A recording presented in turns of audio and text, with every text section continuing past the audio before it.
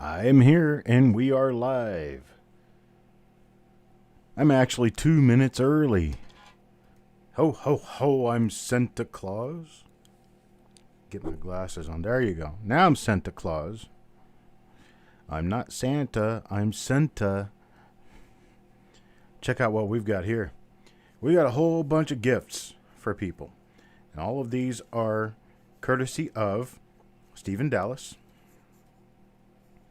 He's made this possible for all of us by purchasing a roll. And we have 7 spots right here that are not accounted for. You can't buy these. They have to be given to you. There we go. Now, still not exactly sure what we're going to do with regard to giving these other spots away, but I'm thinking right now what we're going to do is we're going to put everything in the bag. And if I draw your name and then draw a spot after your name, you get to either take the coin or name someone else to get the coin. We can just keep this gift-giving thing going.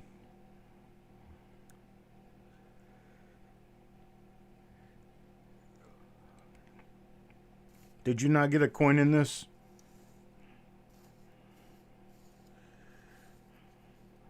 I guess you didn't get it. Mr. Dowdle, you didn't get any coins in this, did you?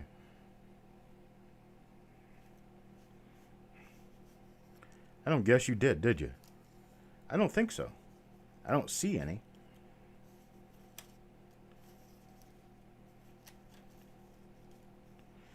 It doesn't look like you got one at all. We'll have to take care of that.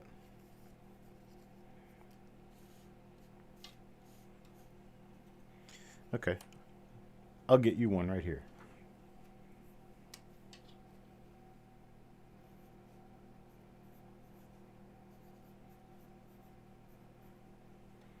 There you go.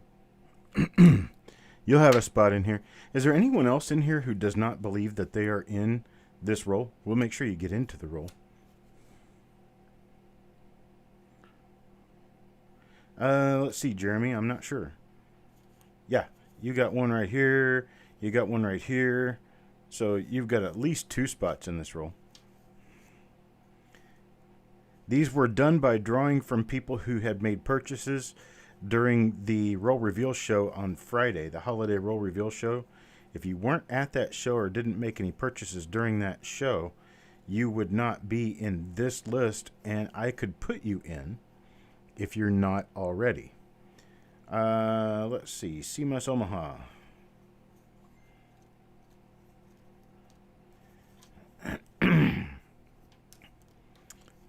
Oh, what? There's Jay Dowdle right there. So now you got 2 spots. CMUS Omaha. I don't see you in here. I'm going to put you in, though.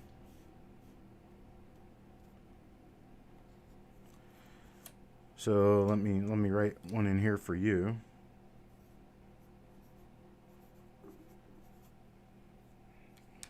There we go.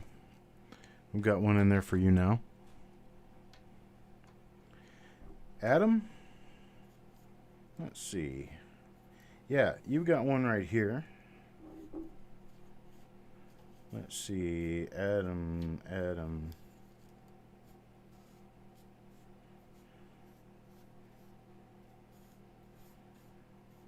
You're in there once.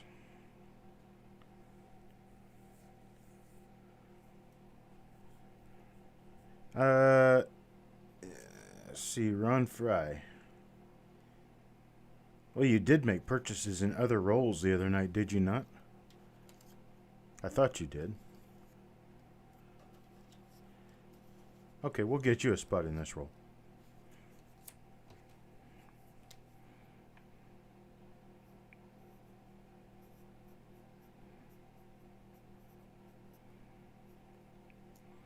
There. Joe McBride.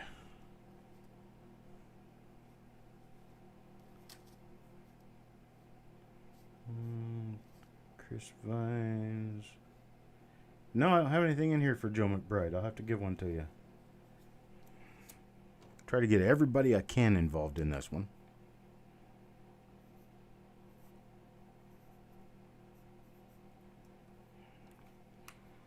There we go. Got one for Joe M.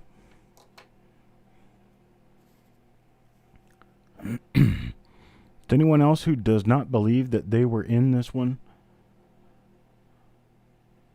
Midnight Silver Run. Let me see.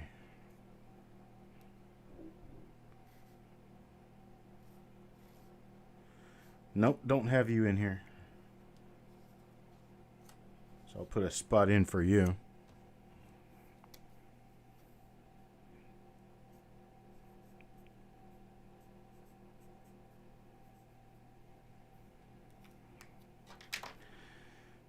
Okay, let's see.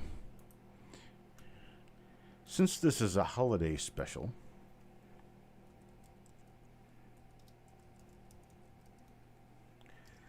I think I want to do something here. Let's see. Okay, I'll get Deanne in there. And then the last spot we're going to give away based on a trivia question. You have to be ready to answer the trivia question and be the first person to answer it. Okay? Now, it's known that Santa, ho, ho, ho. It's known that Santa had 8 reindeer.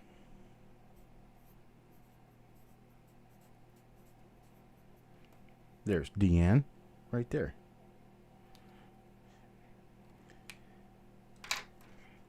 Who can be the first person to name the last reindeer in alphabetical order?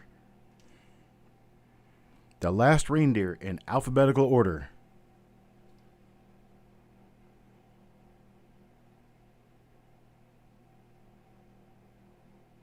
That was Midnight. Very good. Everybody tried. There's Chuck, Levels of Madness. Hey, you guys all got it right. Last one in alphabetical order is Vixen. So Midnight's going to get that last spot right there. Anybody know who the first one was?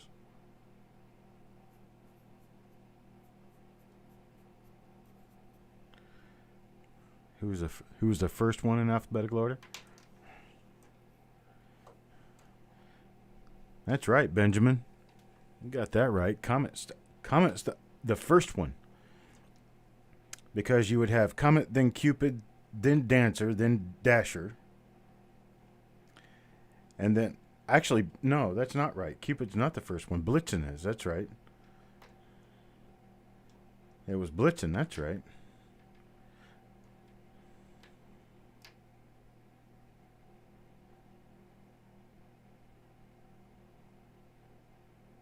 Oh, Linda, I'm sorry to see you have to go. Well, if you can happen to stick around, we'd be glad to have you here. Stick around and see if maybe you can get a word in edgewise through your connection once in a while. So I've got my bag here. It's ready to go. I'm ready to go. We've got 50 spots ready to go. They're all claimed now. Put my loupe around my neck. Take another sip of coffee. Okay. Got a fireside there. Yes. We got everything going. Oh, Hawkeye. Okay. So, I'm going to gather up all of these names and get them inside the bag. And again, all of these spaces were purchased by Stephen Dallas. They are all gifts from Stephen Dallas to all of you people. The 045 reveal is at 3 o'clock tomorrow. 045 reveal is at 3 o'clock tomorrow. Okay, here's the roll. It's 1954 San Francisco. Original bank wrapped roll. And here we go. I'm going to pick it open. I'll try this end first. Usually one end is easier than the others. Alright, here we go. I'm getting somewhere with this end.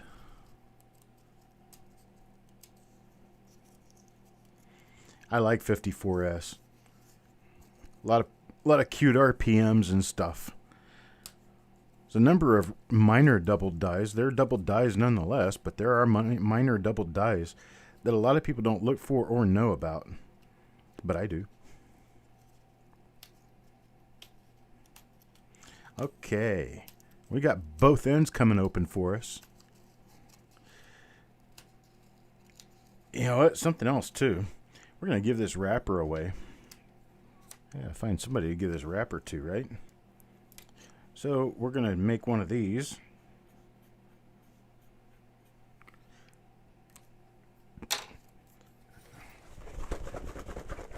And if that's drawn after your name, you're going to get the wrapper. It's kind of a cute bank wrapper.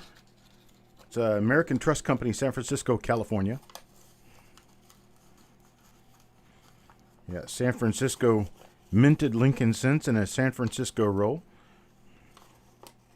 And here's the first time they've seen light of day in, what's that, 64 years? It's been a long time. Been a long time. Get my keyboard out of the way here. Okay. Now, let's draw for coin number 1. See who gets coin number 1. Jeff Dunn. Jeff Dunn will get coin number 1. Let me see what I can do about this lighting situation here. There we go. Had too much light on the down subject here. Let's see. Still got too much light on it. Too much gain.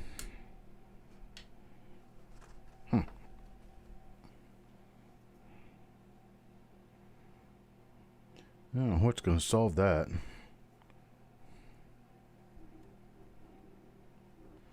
Well, we'll just have to wing it. Okay. Jeff Dunn will get that first coin. The roll ender. Let's see what's on the roll ender. I didn't even look at the end of this roll. We got a nice RPM. Check that out. I didn't even look at the end of this roll. And we got a pretty RPM. Which one is this? Is that number 3 or number 4? Look at that, we got a nice marker too. He's looking straight down a huge die scratch. Looking straight down a huge die scratch. I got a few spots on this roll, on this coin, because this is the roll end coin. But still, let me get a duster out after that stuff. There we go. Get that stuff off of there. Make the RPM a lot easier to see. Let me go ahead. I'd like to know what die this is. So I'm going to go ahead and bring up Coppercoins and take a look here real quick and see what we can come up with regard to the number of the die that this particular one is. Because I'm sure this one's listed.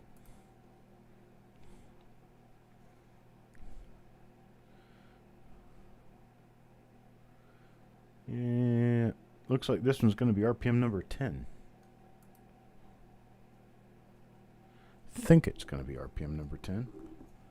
We have those heavy die scratches running between the 1 and the 9 of the date. I don't see anything.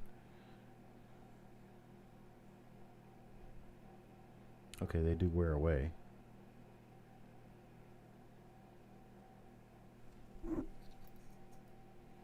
I'm pretty sure this is going to be RPM number 10.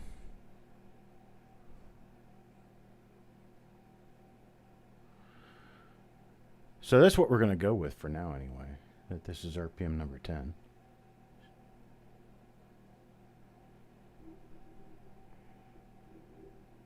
Should have a little die crack running across the top of the shoulder. And I don't see that either. Ah, well, I'll attribute it later. I think it's RPM number 10, though.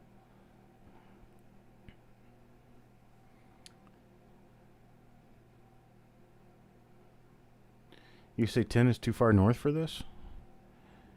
Well, let's see. Wait, I'm going to keep taking a look.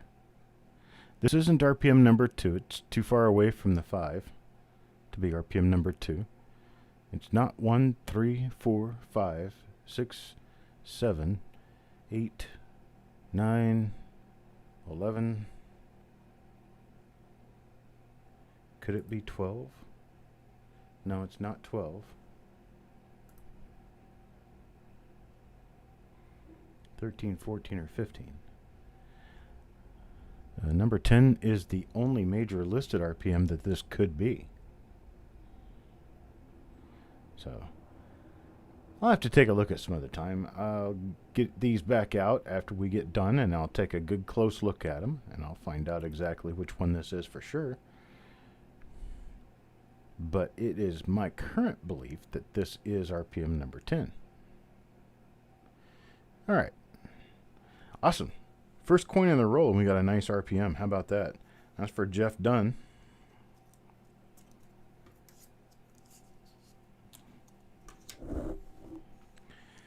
Tasty. Yay. Love it.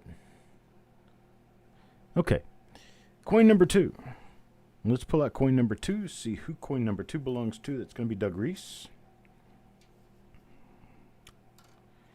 Happy holidays to everyone. What do we have here? Well, it's a nice 1954S Lincoln Cent.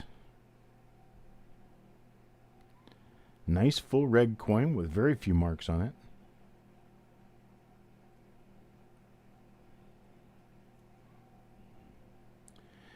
Quite nice condition, but I don't see anything on here that represents a repunchment mark or a double die. Let's take a look at the other side. 1954S is not known for double die reverses. However, that doesn't mean we should just give up and not look. That means that we should look just in case. There's a nice die crack. The reverse looks like it's about to fall apart. All right, there we go. That's coin number 2 in the roll. That's for Doug Reese. Let's see what we get next. Let me get my pens out of the way. There we go. Coin number 3.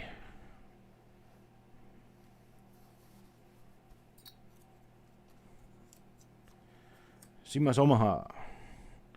Let's see what you get. Well, let's see, what is this? That is a hit on the mint mark.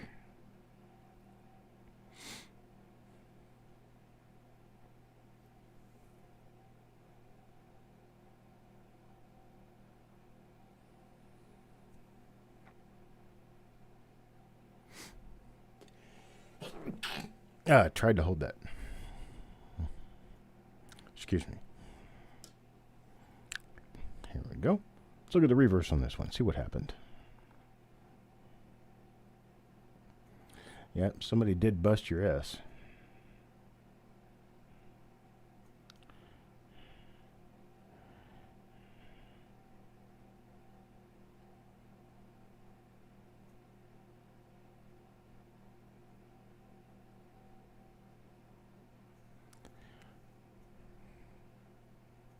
You have to wait until February before you can play with your Cyber Monday coin lot?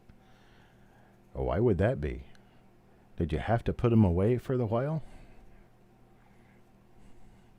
You got kids in the house and can't get them out looking at them?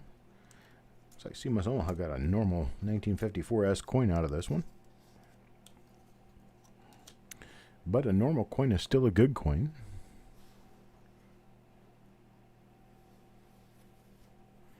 All right, Taco John. Taco John gets the next one. What do we have for Taco John?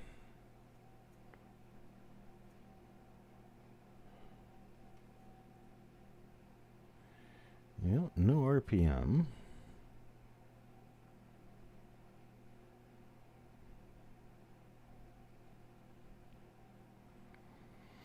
No hub doubling on the obverse.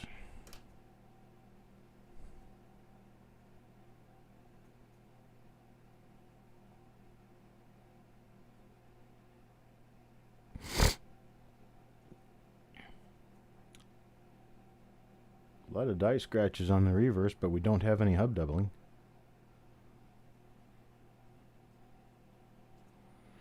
Oh, bummer. You're not going to be home until February? Wow. A lot of time in the truck.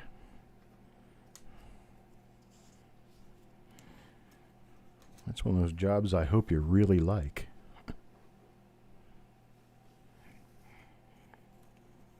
Oh, look at that. Taco John gets another one. What does Taco John get? Well,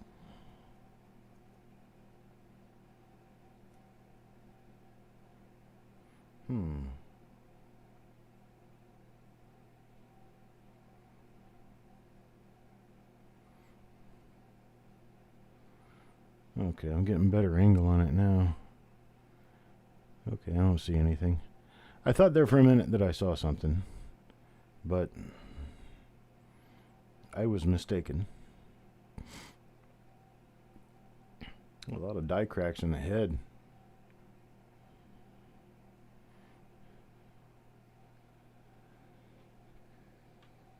Now, I'm not seeing anything else on the obverse on this one.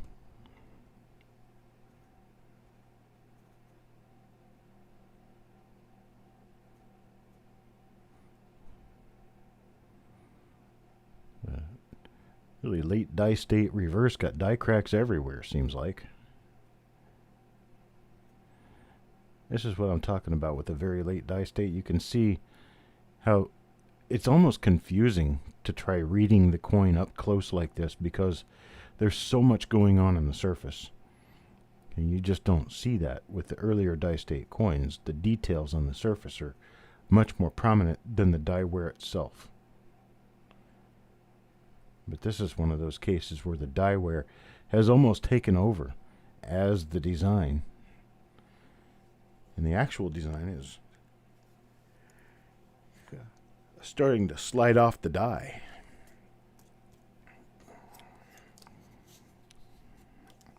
Okay, that's coin number 5. Let's take a look at coin number 6.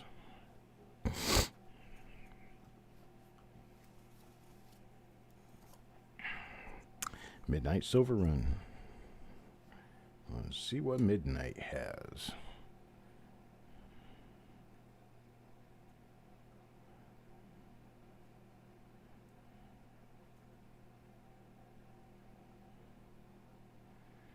Yeah, unfortunately, we don't have anything special here. Another 1954 S Lincoln Cent.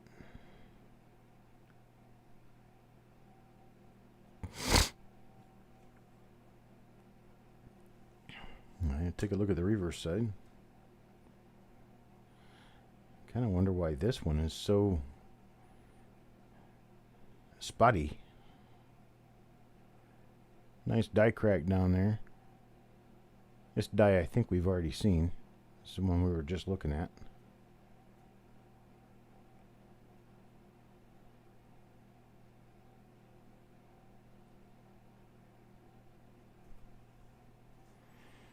Okay.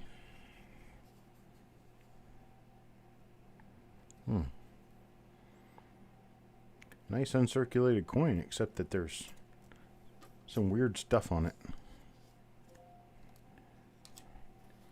Alright. Yeah, part Dalmatian. Number 7.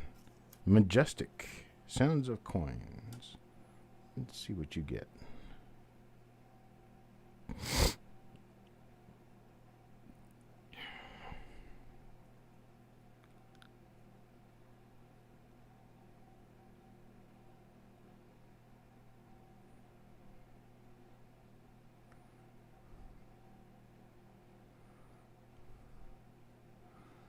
Yeah, it looks normal on this side.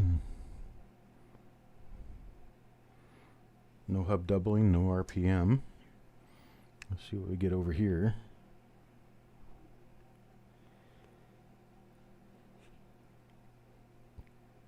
I don't see anything yet.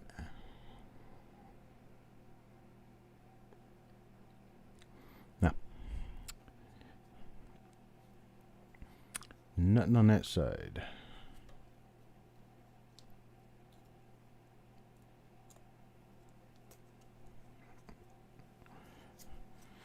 Yeah, Sissy, if you can tell me where you're going to be on any given day into the future, I could mail you some stuff to that location. You could pick it up when you get there.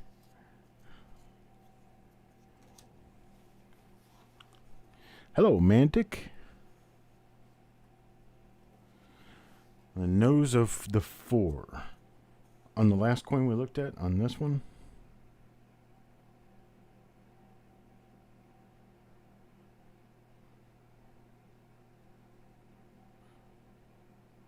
Hello, Doug Reese.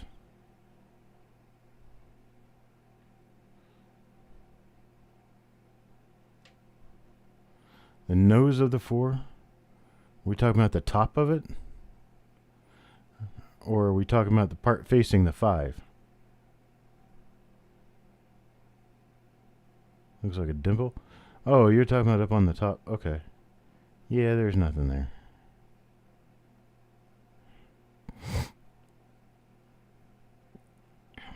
Nothing to it. All right. Coin number 8. Coin number 8 will go to Clay 37. Let's see what Clay gets. Here we go. Get the focus back together on this. What do we have here?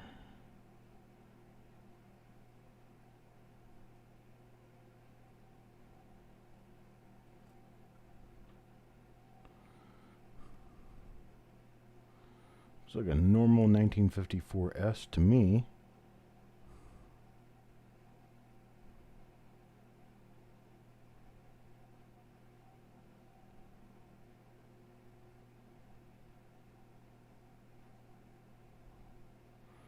Yeah, nothing heavily special on this one. A couple of die cracks in the head. Oops. We didn't do that. Here we go. Let's take a look at the reverse. Yeah, I'm not really seeing anything there either, unfortunately. Nope. Just a normal 1954S. Pretty nice coin, though. It has a full gem on there, I think. Let's see. Borderline gem.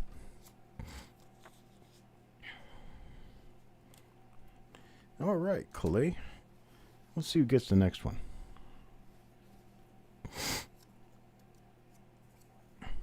Joe. I can't deliver Amazon, though. That's the problem. I could do USPS. Oh, I got that upside down, don't I? Mr. McBride. Here's the one we put together for you. Let's see what you get out of it. Oh, there we go. There we go. That's that RPM. I see you got a huge die scratch running straight out of the eye, going all the way across. Oh, that's a doubled eyelid, too. That's something I didn't notice with the other coin. This is a doubled eyelid with a knife. A doubled eyelid with a nice split. So you got a nice doubled eyelid and a really nice doubled mint mark.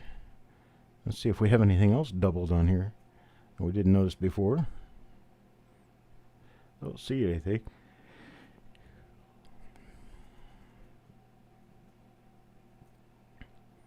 Well, Sissy, if you can get me an address to a place where you're going to be in the next week to 2 weeks, I can send you a package and it'll be there waiting for you. That's nice. I didn't realize that we had a doubled eyelid going on there too. So this is a double die RPM combo. We got one of those in our last roll. This is the week for double die RPM combos. Gonna get you in trouble.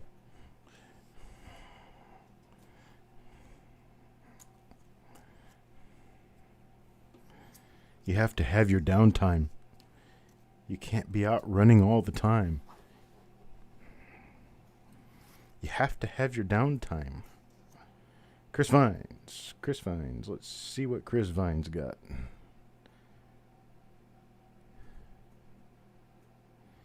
This one looks like it's probably going to turn out to be a normal obverse.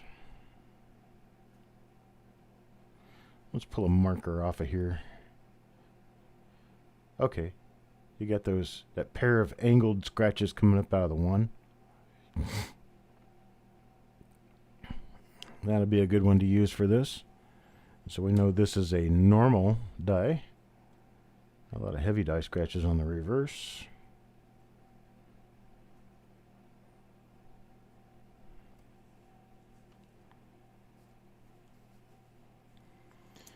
Alright, so that's coin number 10 for Chris Vines.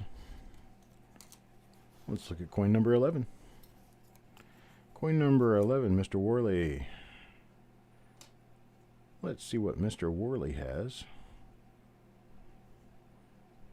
to add to his collection. It's nice and shiny. A spot here and there.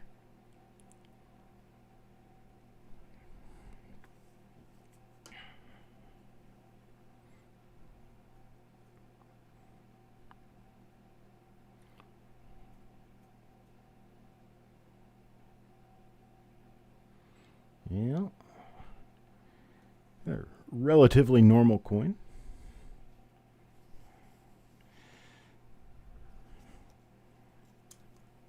I'll put that one in a holder and move on to the next coin. Coin number 12 will be coin number 12 for Mr. Dowdle. Mr. Dowdle.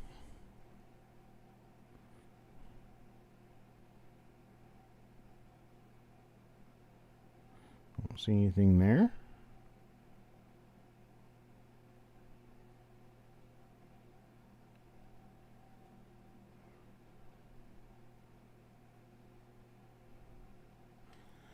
I was looking at coins through my scope last night, working on trying to attribute some. And as I was going through, I was noticing how much nicer and crisper the details look through my microscope than on this digital camera.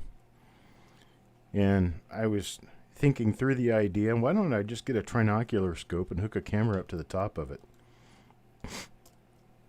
So I'm considering the idea of replacing my microscope with a trinocular scope. Ooh, this has got to come off. It's getting hot in here. I'm getting hot. So if I get a trinocular scope and I hook a camera up to the top of it, maybe we could do these with a real optical microscope and good lighting. Mr. Worley. Oh, I'm not going to get rid of the dyno. I'm going to keep it.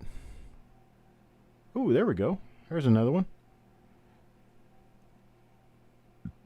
And we should have, we do, doubled eyelid. So we have a doubled eyelid and a doubled mint mark RPM.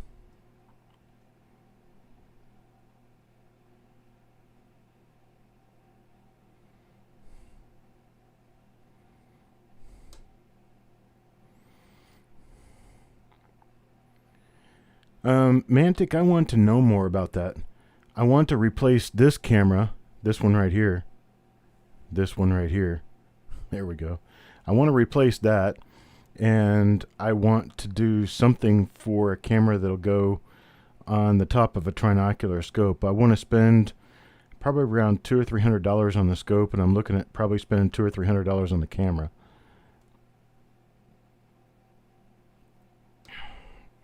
I don't really have any good suggestions for the dyno lights or the digital microscopes, because I've never found one, including this one, that does a really good job with lighting. They're nice to use and nice to poke around with, and they're kind of fun to play with and stuff, but they're just not publishable quality, and I have to have something that's publishable quality. Adam C. Adam Chambers. Let's see what you got.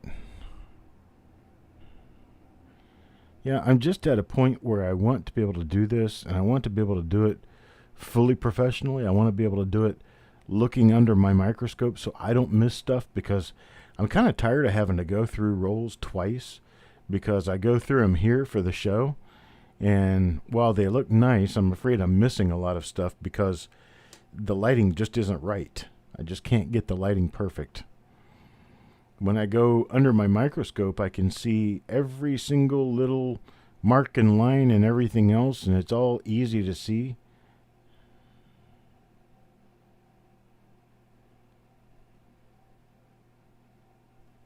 Oh, I don't want software. I just want to, all I want is a camera that will do video through the trinocular third eye of a microscope. My cell phone does a good job taking pictures through the scope, but I want something that will shoot video for me that would be like a CC camera.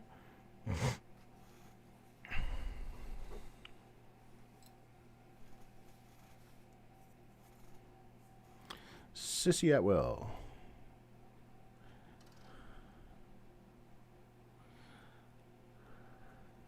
Oh, looky there.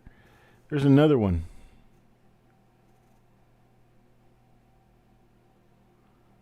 There's another one for Sissy Atwell right there. I'm glad people are getting goodies out of this. That's a cute one. I like that. He's probably run, I'd say probably $10, $10 to $12 in this condition. And that's the fourth one out of this roll.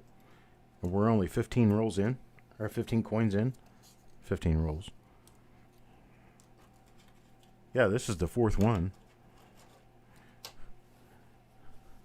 So let's keep pushing. Ron Fry. Ron Fry will get one here. Let's see what it is. Okay, it looks like this one's going to turn out to be a normal coin.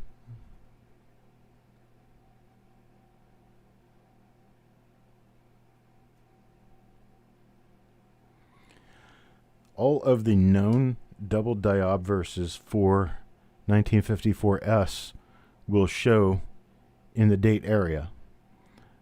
Although RPM number 1 shows best in the motto, "In God We Trust," it still shows in the 4 of the date. So if you have a die variety on a 1954S Lincoln Cent that is a known die variety, you're going to be able to see it when you look at the date. Jeremy gets the next coin. What does Jeremy get? It's an interesting little thing on the top of the 9 there that almost looks like it could be a slight bit of hub doubling. That little extra bit up there. I'll zoom in on that and take a quick look at it. Might as well, it's free. Not going to charge us anything extra for that. I don't know. It looks like it could be hub doubling. I get this zoom focused just right, and then twist it around, take a look at it in better light.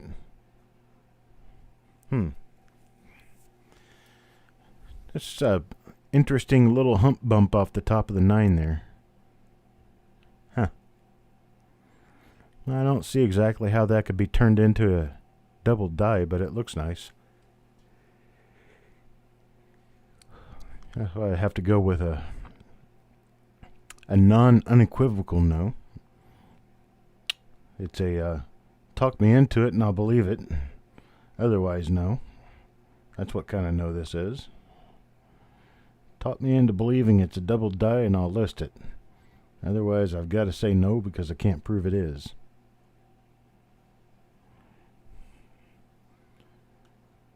That's what I figured, Ray. I figured they were RPM number 10. Level says he's not sure about that. So RPM 10 is the only one that is listed that it could be.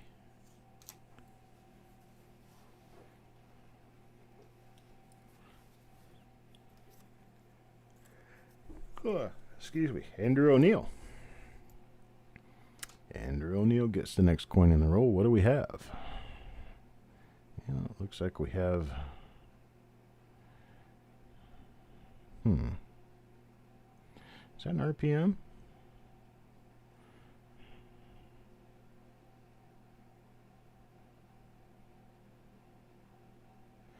Yeah, I think we need to give this one a little bit closer look, I think. Do it just like this.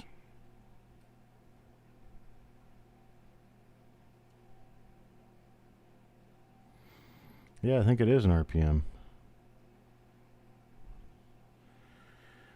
We've got this extra little line thing coming out of the right side of the mint mark. And if you look on the inside of the upper part of the mint mark, you'll see this little ridgeline looking thing. That's kind of normal for the inside of the punch. And it could be a normal ridgeline running on the outside of the punch if it were die wear, but the thing I don't like about this not being die wear, about this being die wear, is that that curve doesn't take on a shape that follows the outside edge of the mint mark.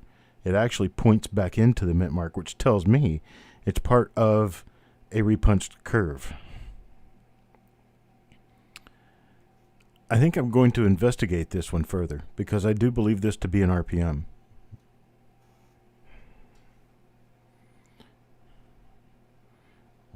Zoom back out. Yeah, so I think we've got an RPM here.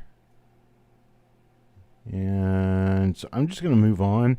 I'm going to move this one off to the side, and I'm going to get it up close underneath my other microscope a little bit later and take a better look at it and see what I end up with. Let's see what's on the other side here.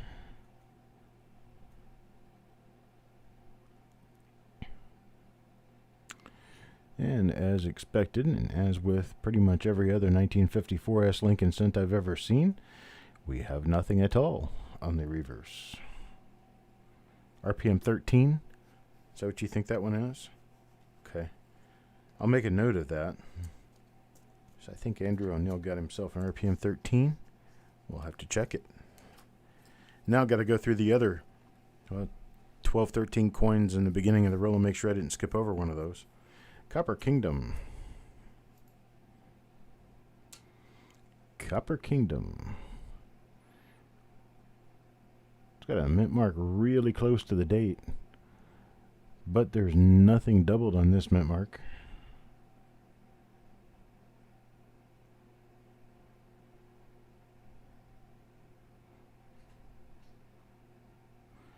And not a double die.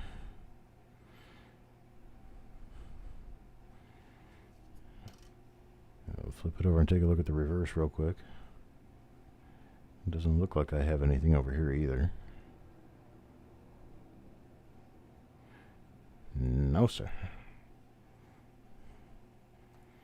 Sorry about that, copper. I do what I can, but I can't change the mint. All right, Stephen Dallas, this is your one coin that we're giving you back out of this roll. Oh, he didn't get one of them. I was hoping he'd get one of the pretty ones. Well, maybe it's a pretty coin. I'm seeing pretty so far. Nice big old die gouge coming off the U of trust. Well, this is a relatively mark-free coin. It's a nice one. There's not that much going on with this to detract from its appearance at all. So I've got a relatively clean reverse on this one too. So you did get a really nice coin.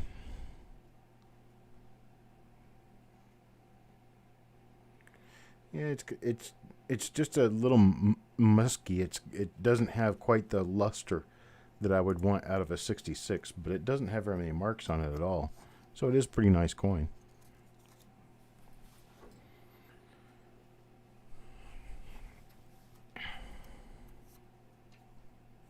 Sissy Atwell. Let's see what Sissy gets. What are we looking at here? Okay, I'm pretty sure that's just a normal die.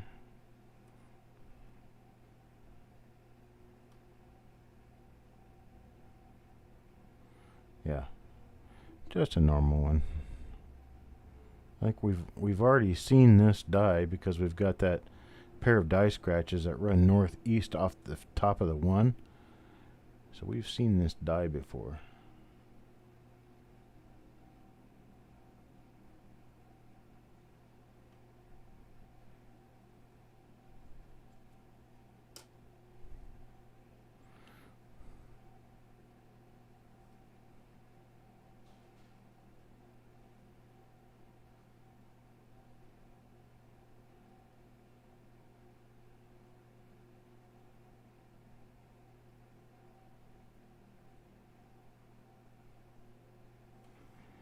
All right. A decent coin out of that. Sissy Atwell. That's coin 21. Let's see. Coin number 22 will be for Wild Bill. Wild Bill gets this one.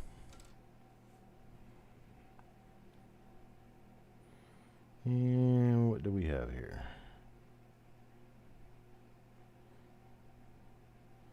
A Leader Die State coin.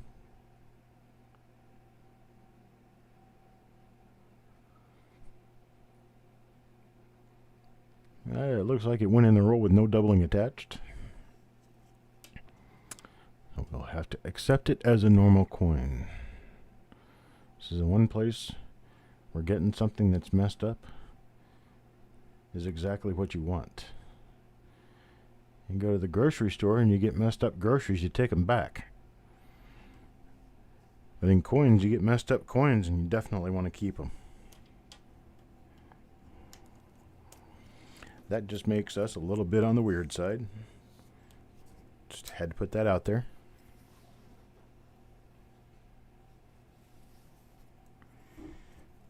Mr. Elliott. Mr. Elliott.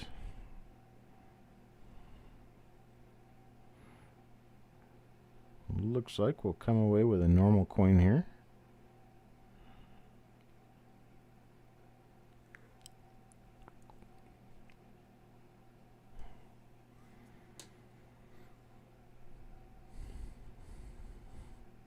And let's see. No doubling on the reverse. We're not weird, they are.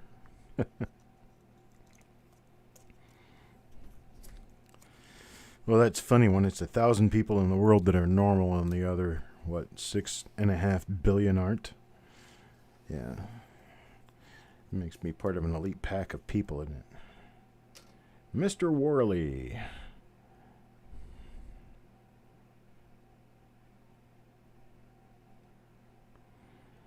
Yeah.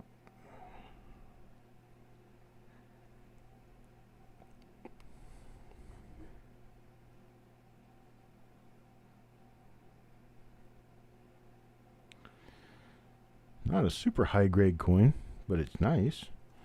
Also not a double die or a repunchment mark on the obverse. Let's take a look at the reverse. Now if we do find a double die reverse in this roll, we'll have a new listing for sure, because there are no known double die reverses in 1954 S Lincoln cents. That's according to Coppercoins and to Coneca and Variety Vista.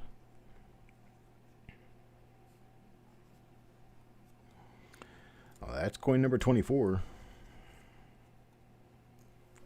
That belongs to Mr. Worley. Coin number 25. 25 will go to Mr. Fletcher.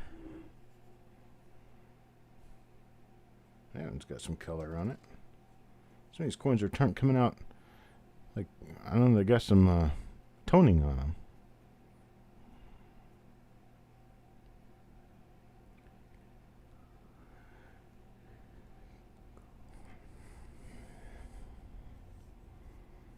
It's kind of strange how some of these tone differently.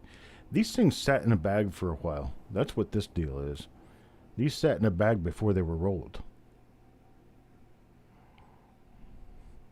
And that's why we've got some of these getting spotty on us. And some of the coins are spotty and some of them aren't. These things were actually bagged up, and they probably sat in a bag for up to a couple of years, I would think.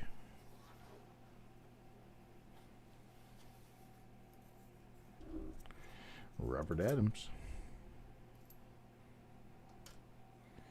What's Robert Adams going to get?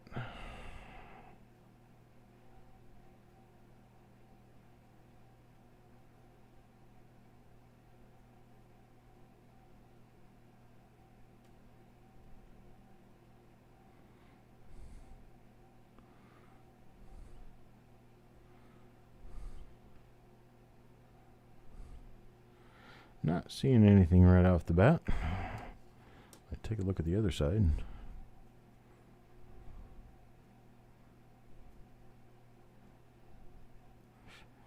Not seeing anything there right away either. So that'll be coin number 26. Now that we're more than halfway through the roll, I would like to take a short breather. Back's starting to give me a little bit of an issue. I'm going to sit back for a minute.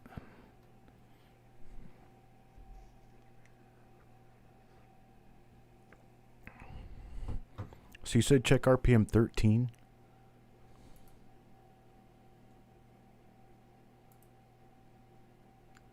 I think you'd be right. RPM 13 for sure. Let's check the marker on the back of this. Should have a couple of die scratches coming up off the eye of United. We sure do. There they are right there. Exactly as James's coin shows. So this is RPM number 13 for sure. I like it when they're identified before I even finish the roll. I like it that way. See, here's what I do.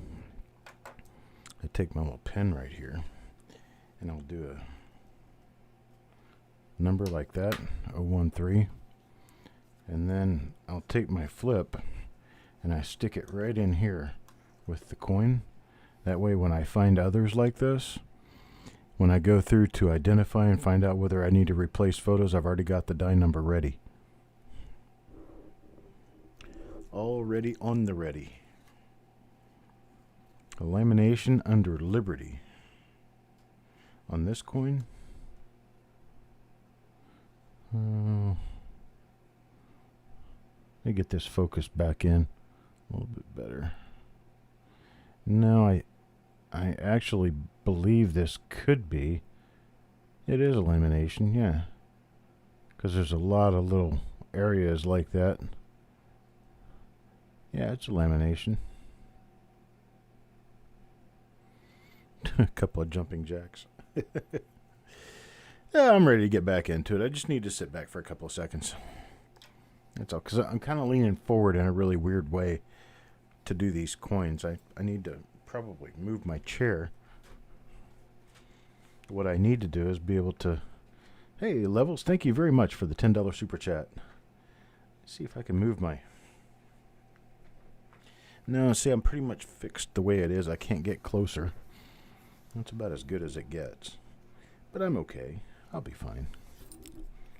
Let's see. Wild Bill. Wild Bill gets the next coin. Let's see what we have for Wild Bill. Put this back in better focus.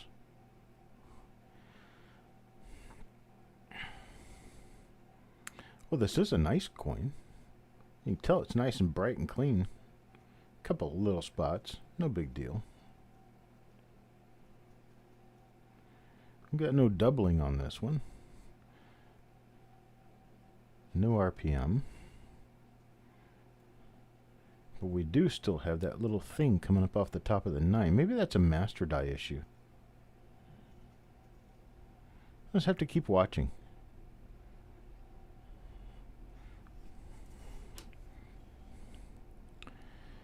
And let's see. On the reverse, we have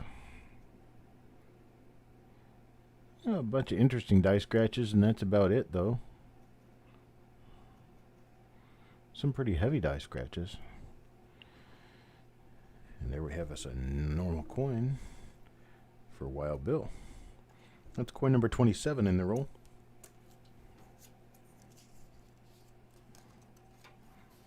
And pull out of my bag for number 28. Hurlstormer. Hurlstormer gets the next coin. And Hurlstormer will pick up a... Let's see, this has got that thing on top of the 9 too. This is a different die.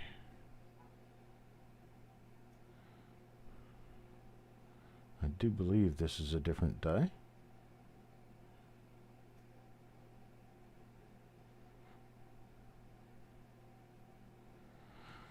As soon as I look at the reverse, I'll know for sure. Nope, it's the same one. Same die.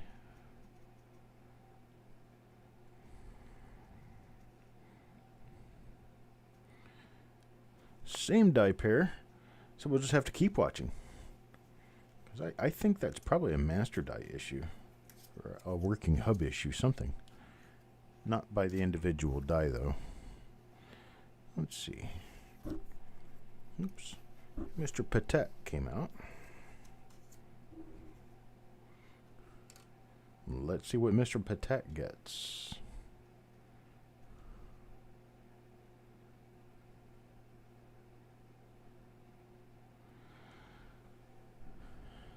You see that almost looks like an extra 4 digit coming off the right side of the 4. Looks almost exactly the same as the 1955 Poor Man's Double. That's because it's the exact same thing causing it. This is die wear. It's heavy die wear.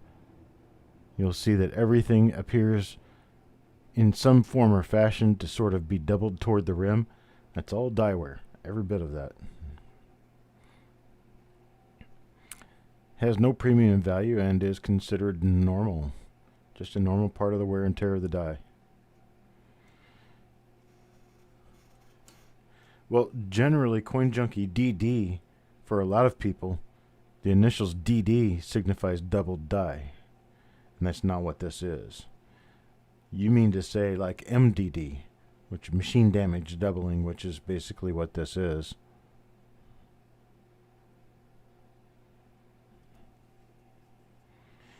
Because DD would indicate to people that you think this is a real double die, and it's not. Okay, Mr. Patek got a normal coin out of the roll.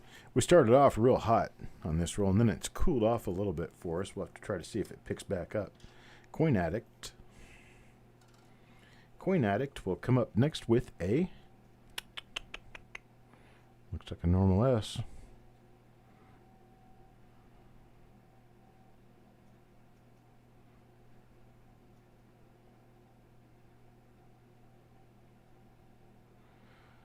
Yeah, this is a normal one. Unfortunately, that's the way it works out, more so than not. A couple little spots on there. Still give this a choice BU grade. Those spots make it look really bad when you're way up close like this. I tell you what, you pull it away and the brilliance of this coin really kind of takes over from those spots, and it's not as bad as it looks. Really not as bad as it looks. Who's the haters? Been booted from a Facebook coin group for sharing the roll reveals as good educational fun. Oh boy. You'll have to send me a private message sometime and tell me what coin group it was you got booted from for that. Because I think I can tell you. There are people who don't exactly embrace the idea of someone succeeding and doing well unless it's them. That's an unfortunate thing. I hope everyone succeeds.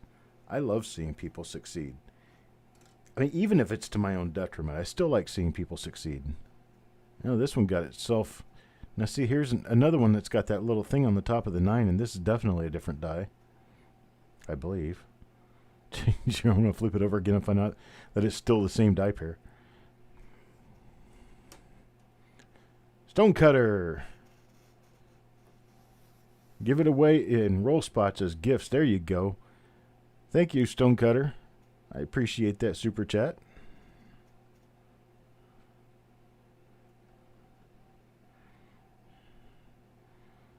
Little spotty. Still nice uncirculated coin. What's on the 4? I don't know. Let me see. What's on the 4?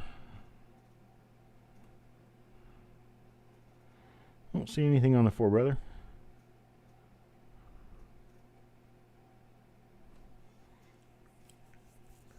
No, not seeing anything but the toning on the outside.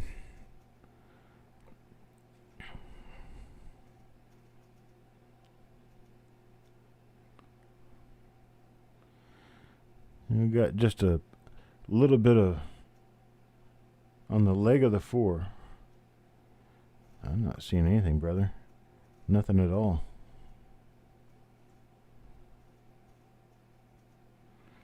Looks pretty much absolutely normal to me.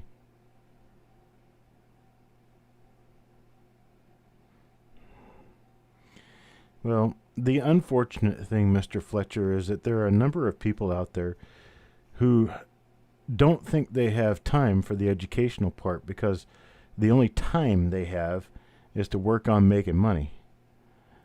And they don't understand that the money comes automatically if you do a good job.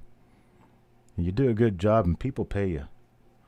And that's exactly what I'm getting with this. You guys are paying me for the coins as I go through them, getting a good educational experience out of it. You're getting die varieties, and sometimes you're getting things that are worth a lot more than what you paid for them. And I'm happy. I couldn't be happier.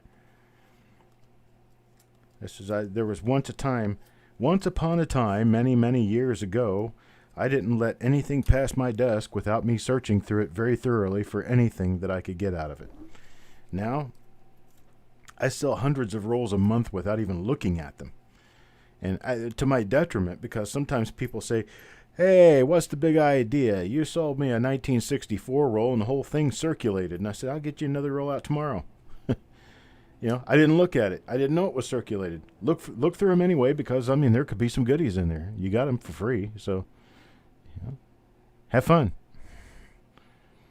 But you pay for a roll and it doesn't work out right, you just let me know.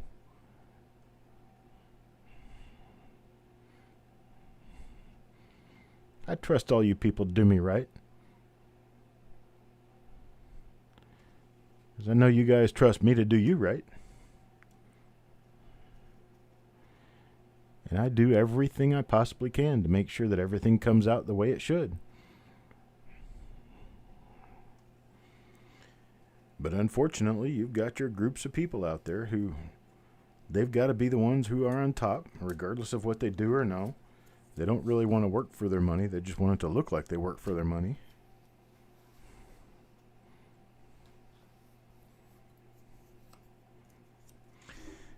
Well, that's part of the whole roll reveal thing. You never know what's going to come out of these roll reveals. I could have an entire roll full of RPMs that are all worth a lot more than you spend on them, but at the same time, it's also possible for us to go through an entire roll of spotty, crappy coins. Just can't really tell which way it's going to go, because that's the nature of an original bank wrapped roll.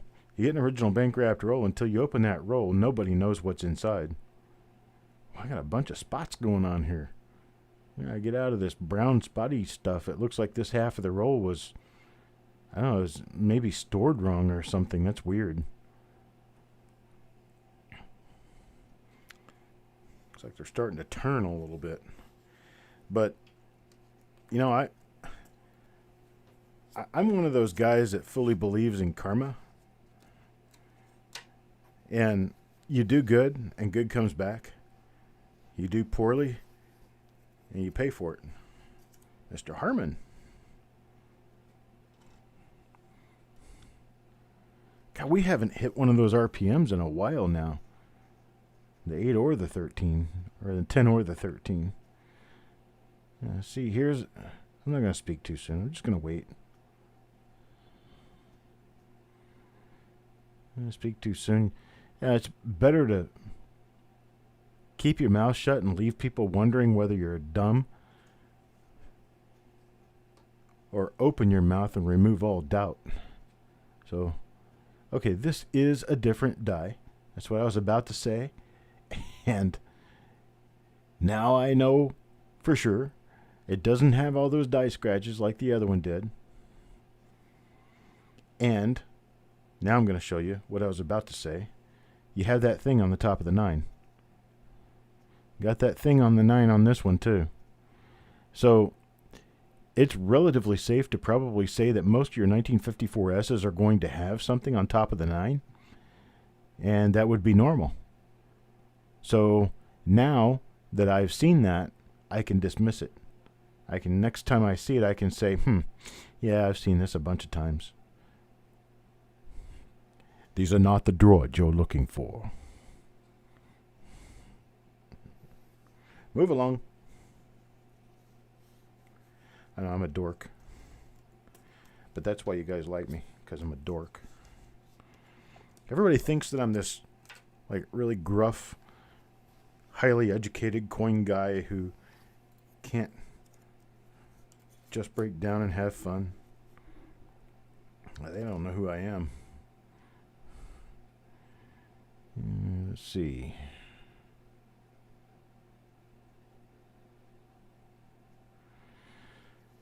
A triple die that had a little lip on the 9. Huh. Could that have been a 1960D? 1D0003? You got the triple tail of the 9. I don't know, just kind of spitting out an idea. I don't know what I'm doing though, so I don't know anything about this stuff. You guys know that. This is just for show. My eyebrows can be very intimidating.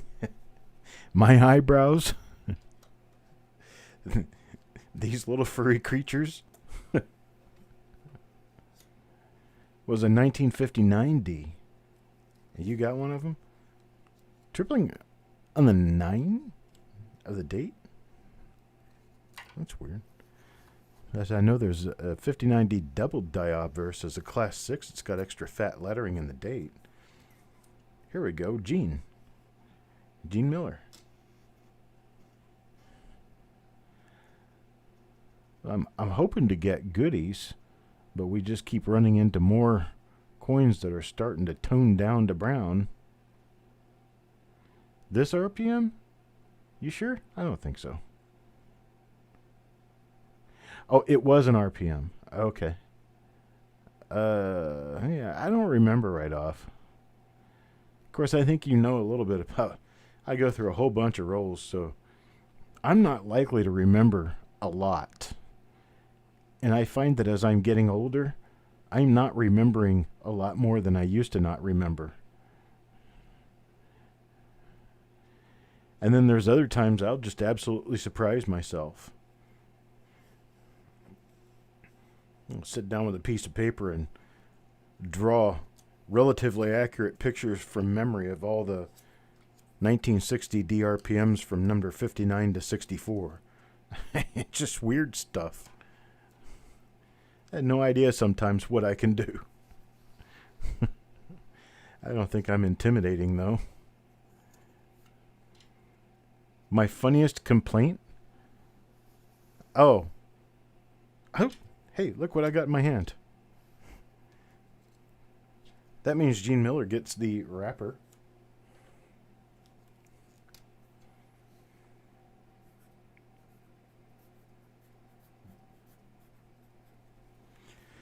There's her name right there. And here's the wrapper. I do have a funniest complaint. I'll have to tell you. Had a guy buy a roll of Gem 1995 Lincolns from me. These were ones that I'd pulled out of a bag by hand to be sure that all of the coins were at least a 65 gem. I think I sold the roll for like $3 or $4. Not much. So the guy buys the roll. 2 or 3 weeks go by. And the guy sends me a message and he says, I think you sold me fake coins. I said, well, what makes you think that? And he says, I put these in a rock tumbler with sand and they keep turning silver. I don't understand why these pennies keep turning silver. They start out red and they turn silver. I tell you what, guy. You package them back up and send them to me and I'll give you a refund, but promise me you'll never buy another coin in your life.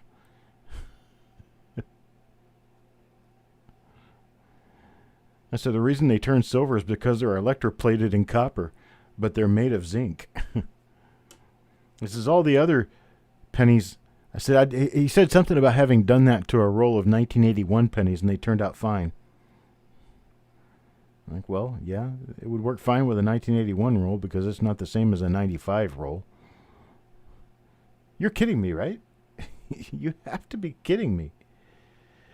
You put a brand new fresh gem roll that I went through and handpicked into a rock tumbler, and you're complaining because they turned silver. Now, what's the big idea? What kind of a gig are you trying to pull on me here? I'm thinking, man, dude, not only do I not want you buying coins from me anymore, but I really don't want you buying coins from anyone. Please don't ruin any more of our planet. You've done enough, thank you. Great disservice to the human race. Now, please go play with your Beanie Babies or something.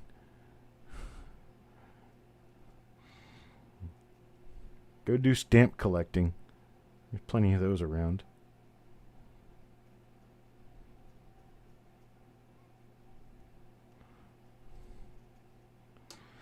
Oh yeah, there's all kinds out there. But, man, really? I mean, seriously? You can't be that stupid. Spend money on a roll of coins to throw them in a rock tumbler for what reason? And then when they come out looking exactly as you would expect them to look when you remove the outer surface off the coin, and then actually complain about it. Yeah, that's a level of stupid I haven't seen in a long time. That's right. Mr. Fletcher. Ooh, that's a toned one. That's a strange looking coin for an inside the roll coin. These things are getting weirder and weirder.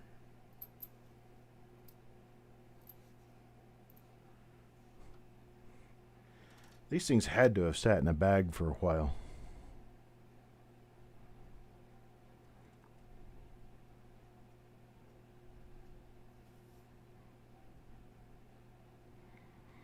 We got some interesting color going on here.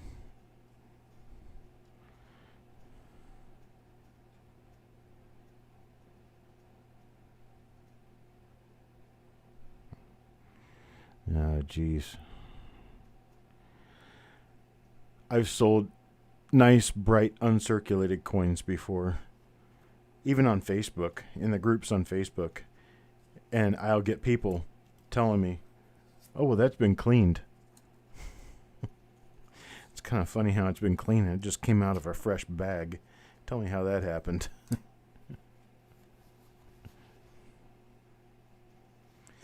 Oh, yeah, there's bad info going around. Even among the people who think they know what they're doing and pretend to know what they're doing and pretend to be big pros, they turn out to be the biggest purveyors of bad information there are on the internet.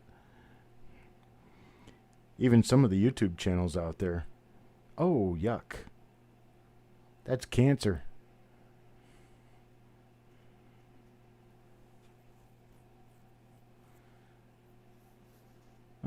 All OBW rolls of 2018 and 19 Lincoln Shield cents I get have wheel marks. Where do the coins without wheel marks come from?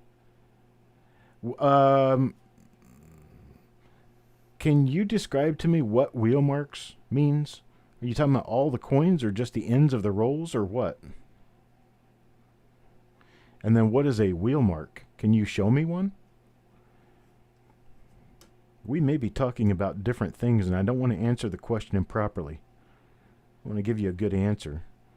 I have a lot of 2018-19 rolls, and mine all seem to be fine.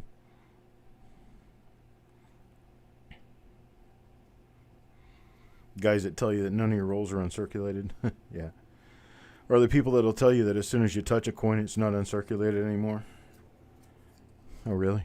As soon as I touch a coin, it's not uncirculated. Oh, you touched it. No longer uncirculated. You can't sell it as uncirculated because it's been touched by human hands. Hello, Bill.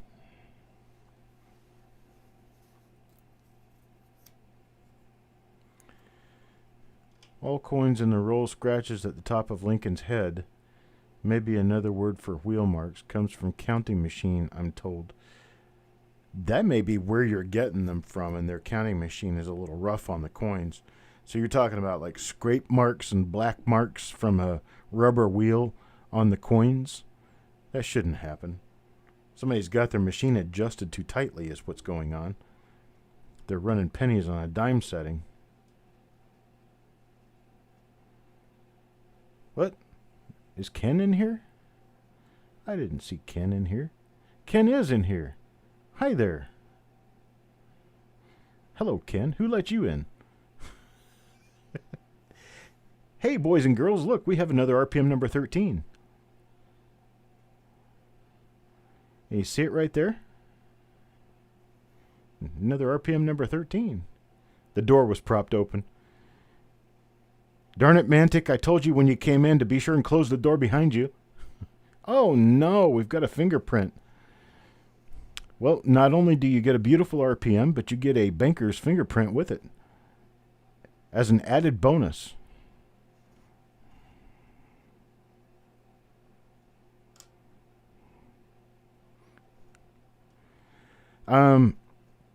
CMUS String & Son is actually a company that makes the wrappers. So those wrappers can be used by any company. Loomis makes their own. Brinks makes their own. Chase Manhattan sometimes makes their own.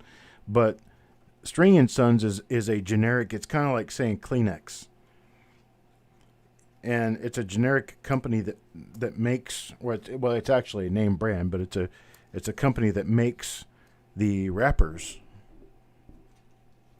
So that's our second RPM number 13 out of the roll. I was hoping for a lot more than that, but we got two of them anyway. Oh, it is possible, CMUS Omaha. I have them. Heck, next package I send you, I'll send you a couple of rolls, just so you'll have some. Deanne, and no, you're not going to pay for them. Deanne, oh Deanne.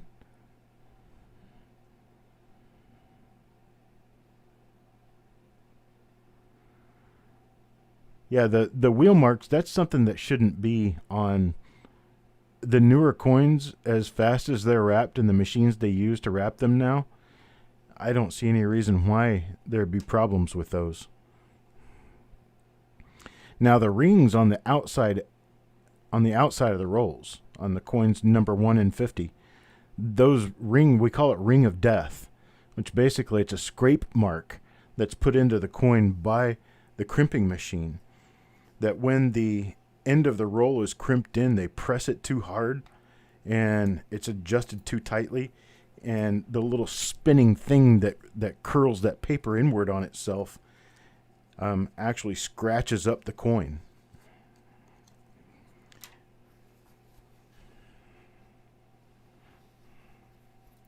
Okay, you understand the rings. Yeah, but this is wheel damage from. I wish I had an example of it just sitting out here, but I've seen it a lot of times.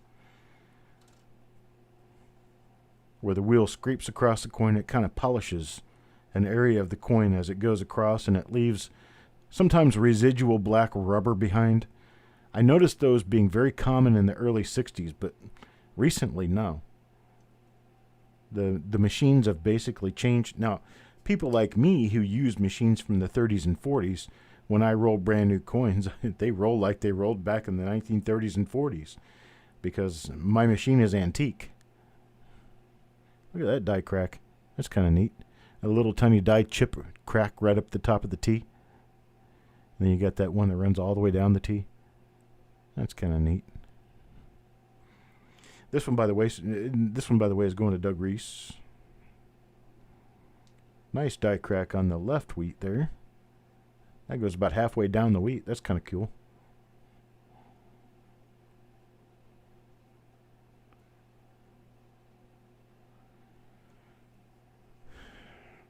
See, Muss, I tell you what, why don't you, if you're really curious, you really want to know, and you want me to take a good look at it, I'd like to have one of those just to get a good example of what you're talking about.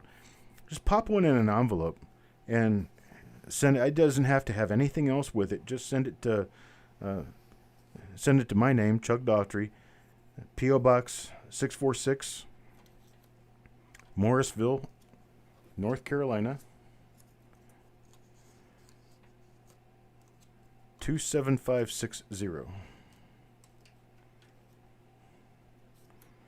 That's P.O. Box 646, Morrisville, North Carolina, 27560. I'd like to take a look at it, see what it is, and then I'll be able to respond to you when I send you some other coins that don't have that problem.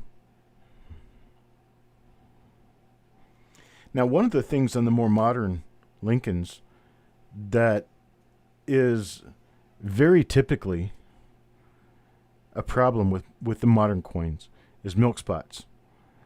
It's the planchet wash that they use to wash the planchets. The coins turn out with little, they look like milk. They look like dried milk because they're kind of white. And it's very, very common on newer coins, and it's not so common on the older stuff. Just in the last 10 years or so, it's become more common. And it's actually gotten so common to the point now where it's almost difficult to find coins that don't have little milk spots on them. Yeah, C-Mush, you can email pictures to me. That's fine. cd@coppercoins.com. Let's see what Jeremy gets in this.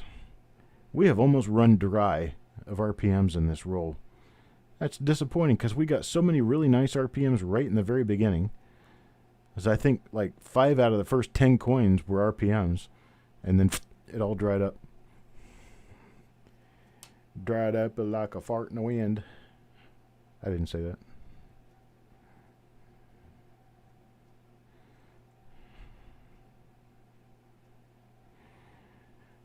Yeah.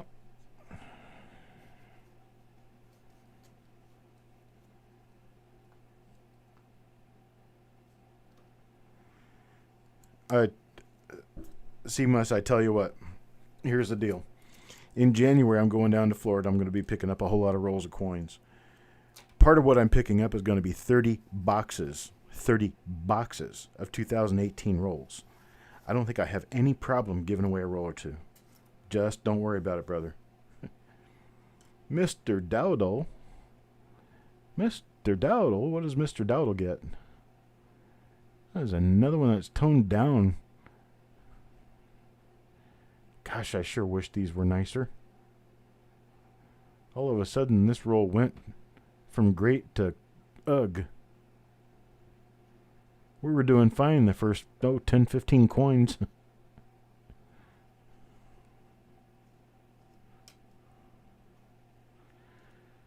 I always wondered about the life cycle of the coins, from the mint to the Fed Reserve to my bank, and then back from the banks to the company that re-rolls them, etc., etc. Typically, what happens, and I can give you a good idea of what happens. Coins from the mint go in large ballistic bags to the wrapping companies, usually like Loomis, Wells Fargo, other companies like that. String & Sons actually makes wrappers. They don't wrap coins. String & Sons is the actual name on the wrapper because it's the company that made the paper.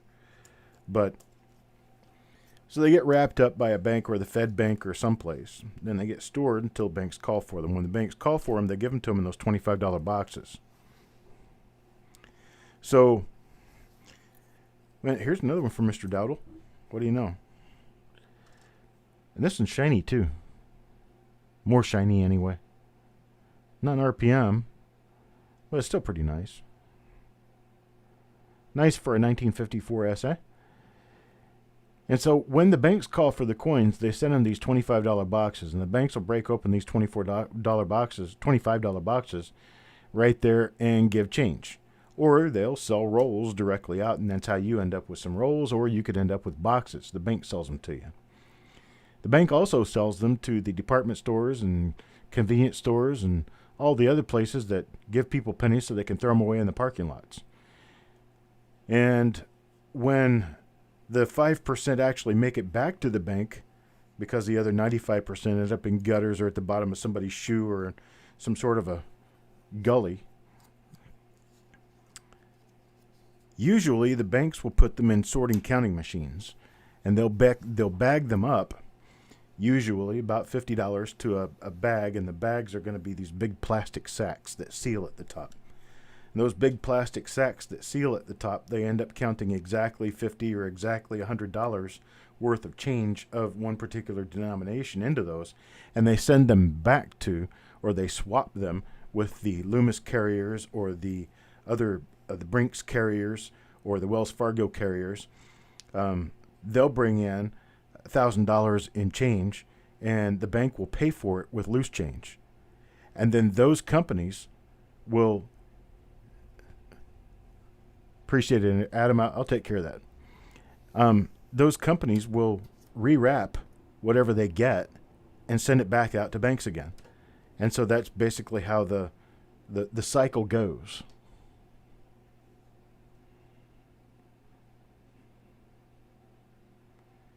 I thought if we snuck up on it, it might be better. But we've got a nice red coin here, but it's not, from all appearances, it's not a die variety. It's just a 1954 penny. Milk spots are common on graded silver eagles. Milk spots are on just about everything minted by the United States Mint. Even the proof coins sometimes come with milk spots on them. They're a little bit better about not having them, but they do still come with them on occasion. Folks, we got 2 coins left in this roll. We're up to coin number 48 now. This belongs to silver nitrate. Moving on to coin number 49. It can't be removed safely, Midnight. Here's one for Chris Vines. Coin number 49.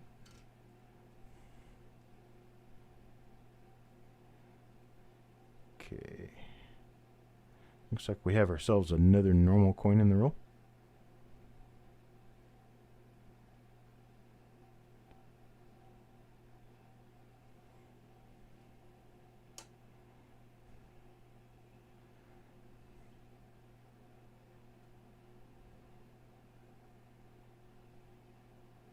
A nice little die break right there.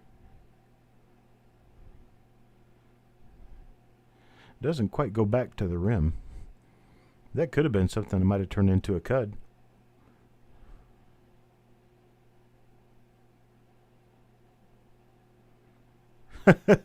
On my car, 30 boxes? Oh, my friend. You haven't been paying attention, have you? I'm going to Florida for the fun show. After the fun show, I'm going to a dealer friend's place because he's retiring from trying to deal in rolls. And he's selling all of his rolls to me. I'm picking up close to 12,000 rolls. I'm not going to be doing that in a car. Bill Betts. I'm actually renting a 16-foot truck. You put them all on a 16-foot truck and drive them all back to North Carolina. Well, this was the end coin on the roll, which is why it's got scratches and spots on it. And it is not an RPM. So, unfortunately, we end this roll on a low mark. But we can all thank Steve Dallas for this experience and this wonderful roll. And He was very generous and kind to do this.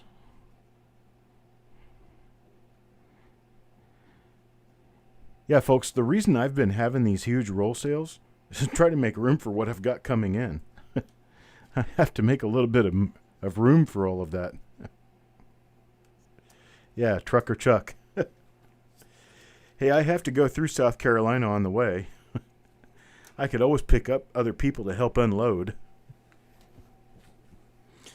I think I know somebody who lives in South Carolina. All right, folks, so here's what we end up with. We end up with roughly, 42 or so normal coins here. So, and then we end up with 1, 2, 3, 4 of RPM, I believe, number 10. And we end up with 2 of what we know is RPM number 13. And so that's what we've got out of this roll. So I will include these with your other reveals. If there is anyone here who I do not have anything else to send to, I will pay for the postage and send these to you anyway. So you don't have to worry about that. But if you do already have a package from me, it will be included in your next package. And that's what we've got going on now. I'm ready to sit back and chat for a while. So, yeah, Robert. You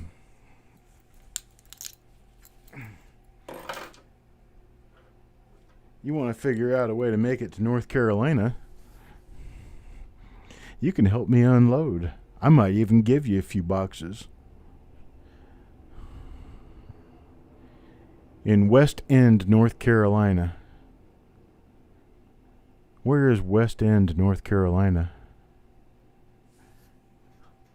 Is West End name of the town? Or is that like a geographical area of the state? I'm getting my keyboard out so I can be smart again.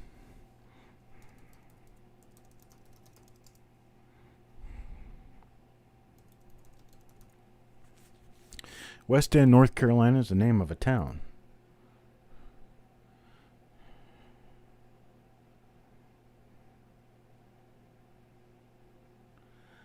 Oh, well, heck, you're not that far away. Next to Pinehurst. Well, you're just a hop, skip, and a jump down Highway 1, aren't you?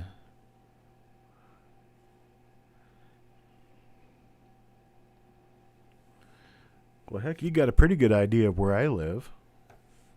I live up in Cary.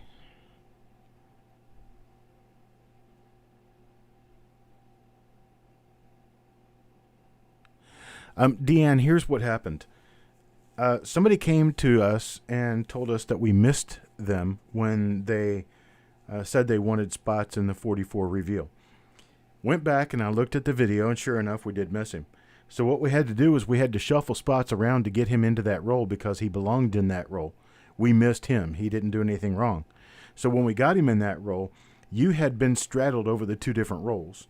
And basically what it did was it pushed you all the way into 45. So you will be, all three of your spots are in roll number 45. And roll number 45 comes up tomorrow at 3 o'clock.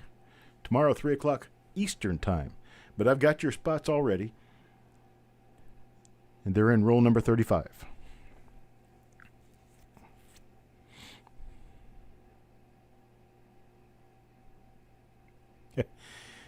You're making a trip out here soon anyway? Where are you coming from, Jeremy? You've been working out in Charlotte for a while now. So you're in Charlotte now? I don't need the help unloading. I've got a friend who's going to come help me do that. That's it's very kind and generous. But if any of you guys want to come to this area and meet up with me at some point, I'd be glad to meet up with you guys.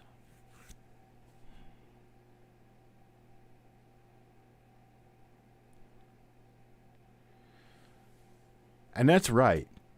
You guys, make sure you hit that like button. Because that like button sure helps anyone out who is running a YouTube channel and going to the trouble to make the videos. And all it takes is 2 seconds to hit a like button. Might take you a second and a half to find it and half a second to hit it. And I tell you what, it sure helps the channel owners. It really does. It makes YouTube understand that the content that we're putting on our channel is actually good content. And it's not just fluff, and it's not clickbait, and it's not other junk that people don't want to watch, that this is actually good educational TV.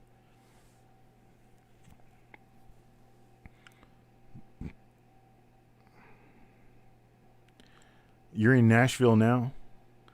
Oh, you climb cell phone towers. Good for you. You can catch me doing that. Not unless you really buckle me in tight. I'll climb something if I know I can't fall. Todd, you didn't miss much, but you did miss a few of these. That's RPM number 10, I believe. It's RPM number 10.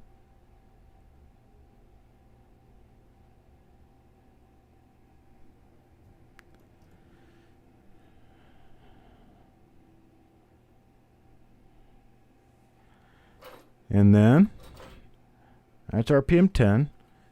We ended up with 4 of those. And then this was RPM number 13. We ended up with a couple of those. Now for this one, you have to look on the outside of the right-hand side of the mint mark for an extra curve. There's a little curve out there. Those are the 2 RPMs that we found in this roll. Number 10 and number 13.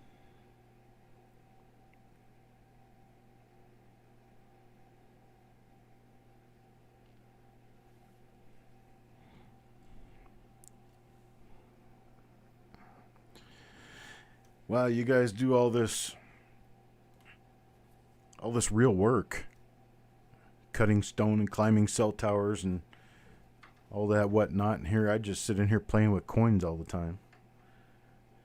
That's my job. 57D. What did we do with the 57Ds? We found some double dies. We found a few double dies, actually. We found, I think, 2 different RPMs and 3 different double dies, and one of the RPMs was an RPM double die combo. The double dies were the ones that were mainly showing Liberty. And the RPMs were rather minor. Hello, Steve. We just got done opening your roll. We found a couple of nice ones.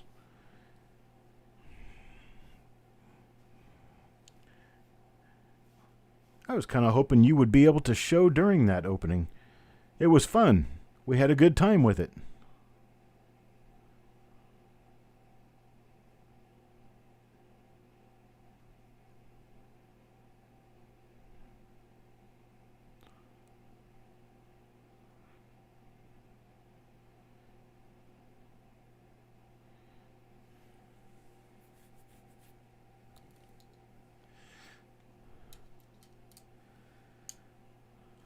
Let's see what else we got going on.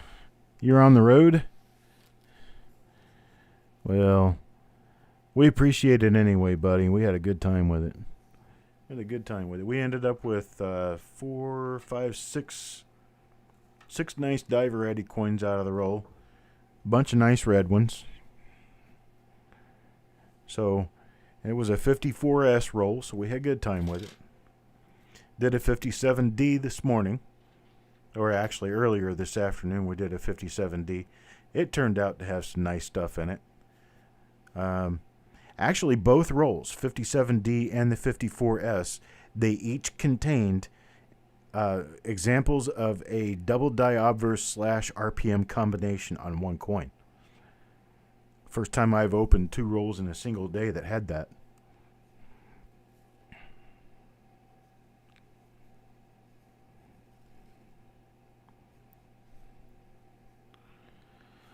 Well, that's true, Stonecutter. there's things I would like to be doing that I'm not doing, that I just don't have time to do, that I think would be cathartic for me. One of those things being bas-relief sculpture. I would really enjoy doing maybe some carving up of some coin design. That'd be kind of cool to me. C-Mus, I always appreciate you showing up, brother. Steve, we can talk about that. We can talk about how that works. I think I'm going to need to take off here pretty soon. I've got to get ready for the rest of the week. Now, you can find on my channel, you can find all of the videos for this coming week. All of the roll reveal videos are already scheduled. They're already up there, already scheduled. You can go in and hit like on any of them already. You can go in and hit notification on any of them. You'll get notifications when they come closer to time. We have 2 videos coming up tomorrow. We've got 2 roll reveals tomorrow. We've got roll reveal number 45 will be tomorrow at 3 o'clock.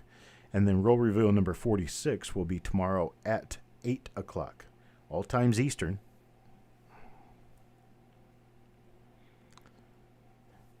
Let's see, 45. Get my box of rolls here. 45 is... Let me get back around to opening here. 45 is going to be a 1957 D roll. 46 is a 1956 D roll. And then 47, when the time comes for that one, 47 is going to be on Thursday the 26th, the day after Christmas. It'll be at Thursday the 26th at 3 o'clock. That's also a 1956 D roll.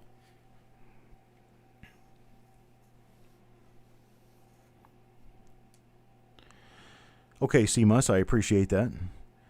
Let's see. When I send a coin to grade and think its value is high, would you send it as modern low price and let them change the price, or send it walkthrough? I would never do a walkthrough. The reason I would never do a walkthrough, unless the coin is like a real high dollar coin, walkthroughs are going to cost a lot of money. They are very expensive, and they're not worth doing unless you have something that's very valuable. Walkthrough, for instance, you walk up to a dealer and you buy a 1909 S penny because the holder had like powdery stuff on the inside and it looked like it might have been an XF to them, so they sold it to you for XF money. You get it and it's a nice MS coin when you take it out of the holder. You've spent maybe $250 on a coin that could be easily worth $1,000 depending on its grade. That's when you use a walkthrough. You don't use a walkthrough for a coin that could come back a $15 coin because you've wasted $100.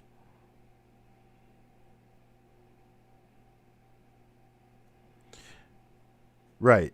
It's the high dollar coins are what you walk through. You don't walk through.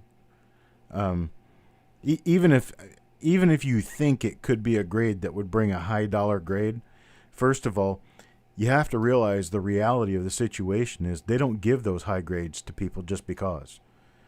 And that tends to be an issue, that you think you've got a really high grade coin, you send it in, it turns out to be 2 grades lower than you thought, and you end up with a coin that's worth less than $20 when you thought you were going to get a $1,000 coin back. That's part of the, I guess, the guise of spending all that extra money. They want you to spend that money thinking that you're going to get what you think you're going to get out of it, but you need experience first. You need to make sure you know what you're... If you send a valuable coin as a modern $17 price, then the graders would think that I don't think I have the valuable one. No. I mean, they'll still grade it as such, and they'll adjust your fees. So yeah, if you send it in on the economy route and let them take as long as they need to on it, send it in on economy, there you go. That's probably the way you should do it. Actually, pretty much the only way I ever do grading is when I've got enough coins to send in for bulk. I'll send them 100 coins at a time.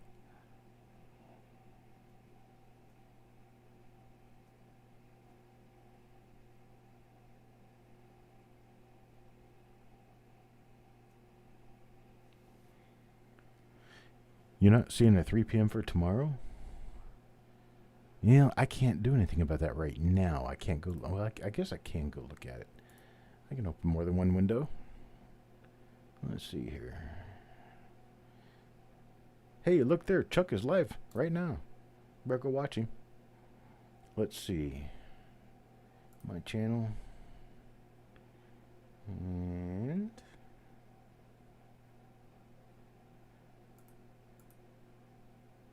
oh, that's not what I meant to do. You're right. Which one is this? That's number 46. I guess number 45 isn't showing. That's weird. Okay, well, I appreciate that. I'll have to get that rescheduled. I will have to reschedule that. Yeah, they've got to give it the correct grade. That's true. But the correct grade for... well, I really want to get into it all that much because I could get in trouble really talking about it too much, but the correct grade isn't necessarily the same for all people. When it comes to grading high-grade coins, not all people are created equal.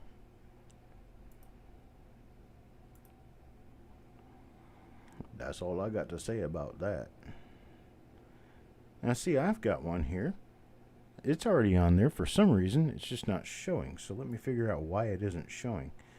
Because I show it as a public at December 23rd at 3 p.m. Eastern Time. Coin roll hunting with Coppercoins, original roll reveal number 45, 1957 D roll. And it won't let me save changes because I didn't make any changes. Let's see about the advanced settings. Make sure this thing's set to be viewed. It is set to public. Well, that's kind of weird.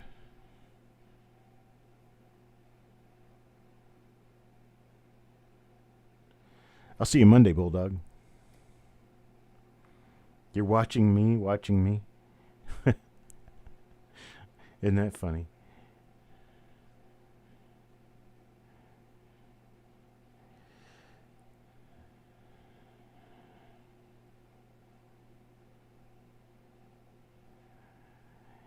Yeah, never a good idea to send coins, you know, on a walkthrough grade. Can anyone out there see the 3 o'clock for tomorrow? For some reason, I can't see it and Todd can't see it, but it shows as scheduled. And it's when I'm looking at my dashboard, it's showing me that it's scheduled, but I can't see it.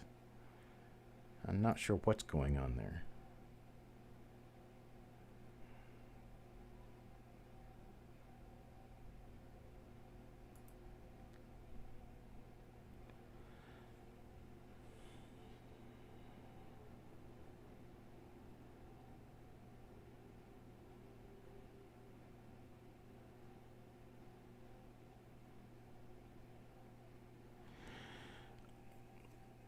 You don't see it either. Okay. I'll have to go in. I'll delete it and I'll recreate it. That way I can be sure that I've got it in there. Yeah, it's number 45 we're looking for, Jim. You're seeing number 46. We're looking for the one that's supposed to be at 3 p.m. tomorrow.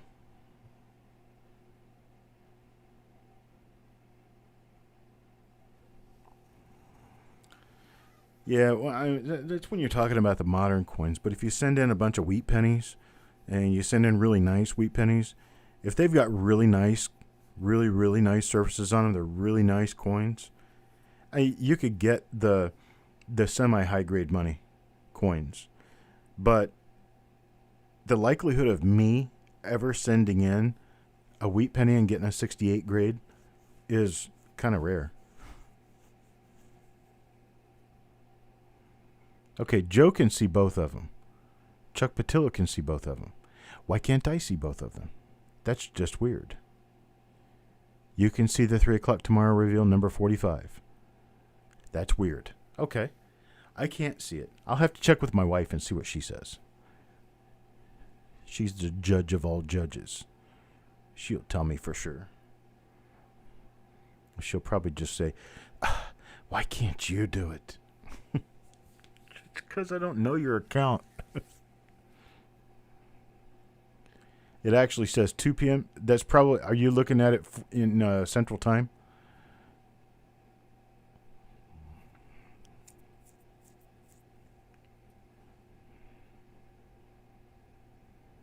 That's going to be, the 26th should be reveal number 47. 45 and 46 should be on Monday, and then 47 on Thursday. And then I don't have anything between those.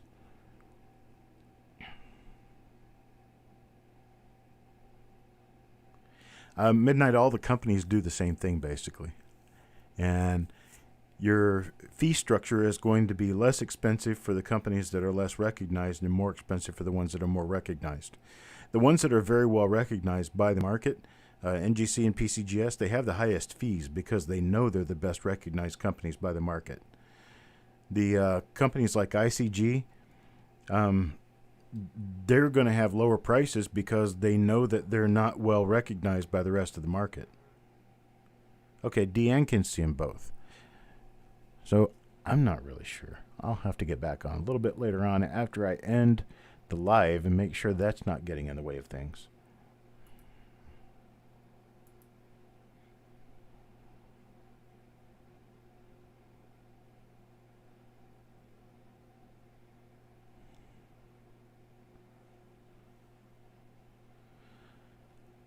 Well, Mr. Fletcher, I have a friend in, God, where does he live? I'm trying to think. He lives in Rockingham. I was thinking about going and visiting him at some point. Maybe we could all meet together. Maybe in like Aberdeen or something. Someplace in between. Southern Pines. Someplace where we could, I don't know, maybe have lunch or something on me. Just sit and chit-chat about coins.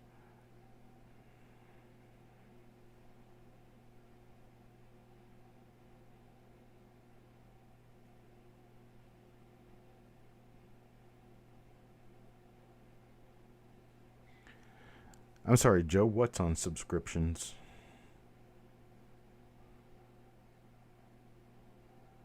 I'm not following for one reason or another.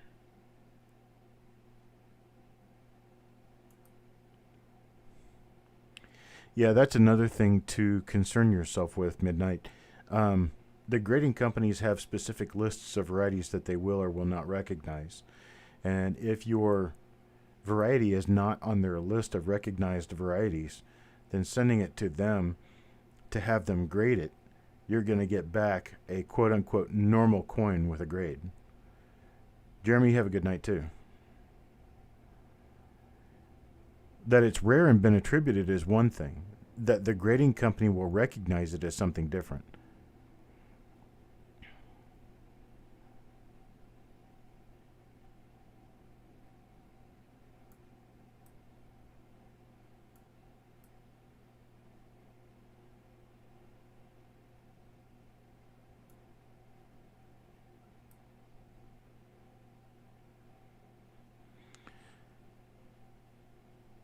So it has been graded and it is on the list. AUDDO FS 101. Which year FS 101? If it's an FS, then they will recognize it. Doesn't matter.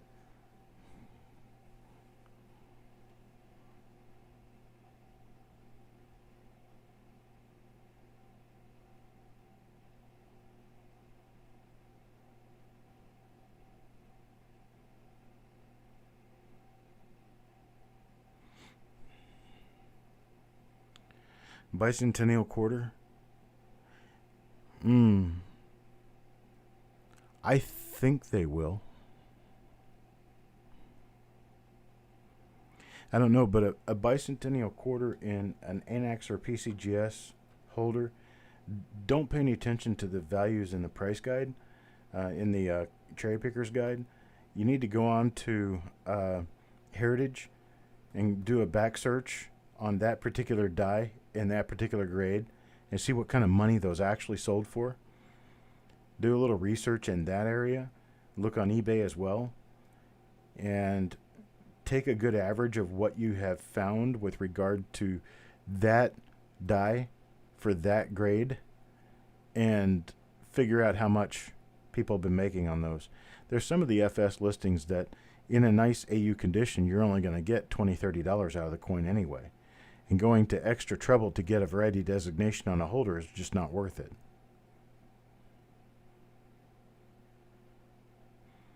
All right, Coin Addict, you have a great evening.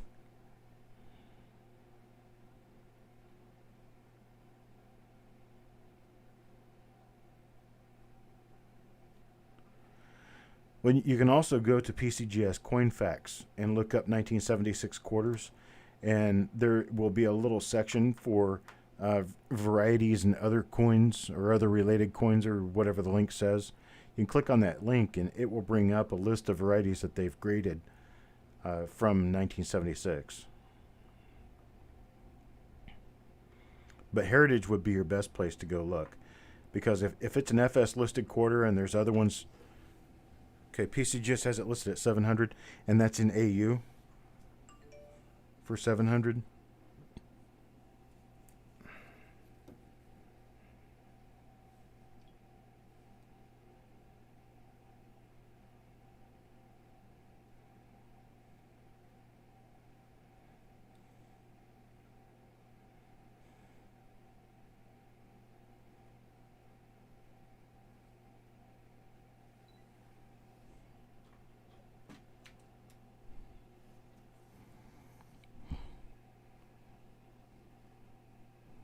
Okay. And that is another thing, is finding buyers for it, which is why I'm wanting you to go into Heritage to do some research, go into eBay to do some research, because PCGS listed at $700 doesn't mean it's going to sell for $700. I've got a coin that's listed at like $1,200, $1,300 that I can't get $500 out of. I've got another coin that PCGS listed it for. Let me think which one it was again. Okay, PCGS listed it for $850. I tried to sell it for $250 and couldn't get $250 out of it.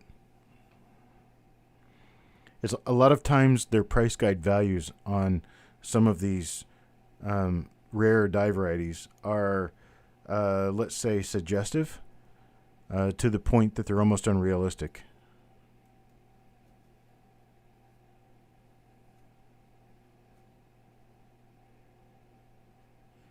And that's another thing.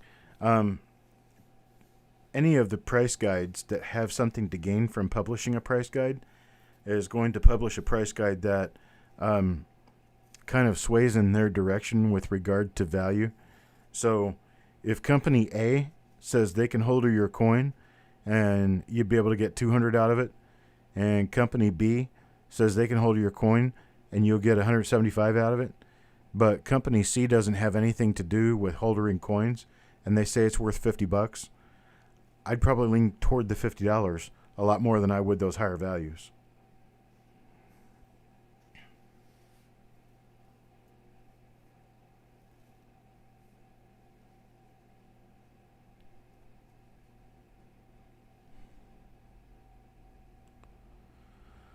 It's going to be one of those things that you want to make sure that you've done your research before you spend your money, because it sounds to me like you might be getting into testy ground with value versus cost. I think your cost may be exceeding your value, and that's not what you want to do. And I know that it's a rare coin. I know that it's a rare variety, and I know that it's in a nice condition. But what you've got to do is realize that you need to do research in finding out that these have actually been sold, and when and where.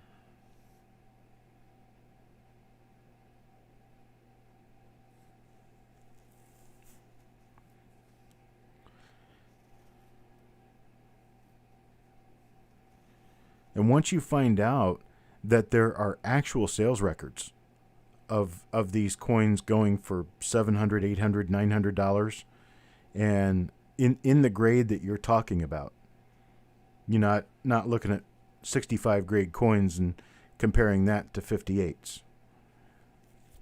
And once you get a good idea of really what your coin is realistically worth, then subtract 20% from that just to be sure that you're right. Then that's when you're going to make a decision as to whether or not you should send your coin in. And if the coin is already graded by a major service and you're wanting the attribution on it of the die number, you can pay a fee, send the coin in, they'll leave the same grade on it, and they'll just put the attribution number on it. Now, if you're wanting to do this with an NGC coin to PCGS, you'd have to try to cross the grade, and I would do that first. Then send it back in for the variety designation. Don't try to get a variety to cross over where a variety with that grade could be very rare. Cross it over as a normal coin and then get the variety designation on it. That's your best chance of getting a top pop variety coin.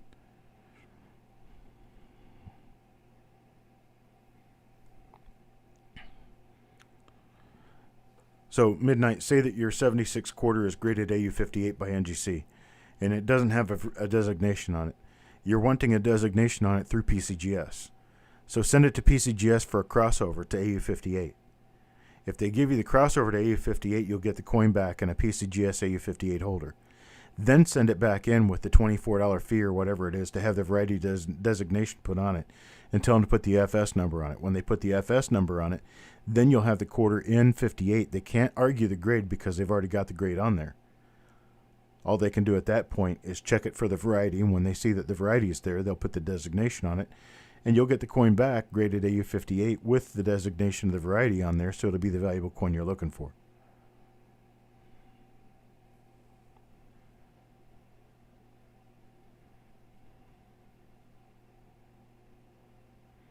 I know it costs extra money to do that, but if you actually have a coin that would retail at $700, $800, $900, then your cost of $50 to $100 to do it could easily be justified if you've got no more than $25, $50 in the coin to begin with in grading fees, and you found it in change. That's what I'm saying. If you bought the coin for $300 or $400, then you might have to reconsider based on what those are selling for. So Midnight, what exactly do you have? If it's already designated, then what are you trying to do? Because I guess I don't understand. I thought you had a quarter that was in a holder that was already graded but not designated, and you were looking to get it designated. If it's already designated, then what?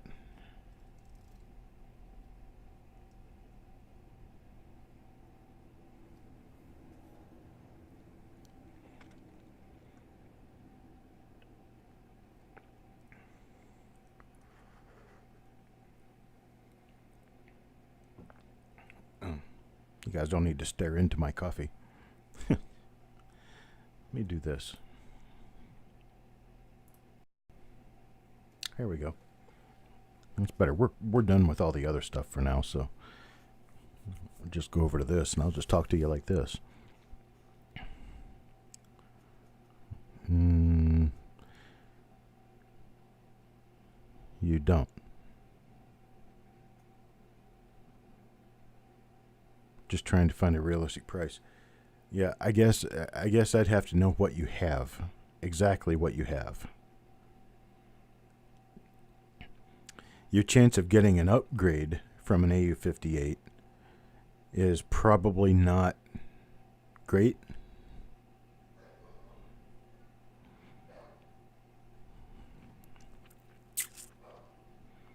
But if you're looking to change companies in a holder,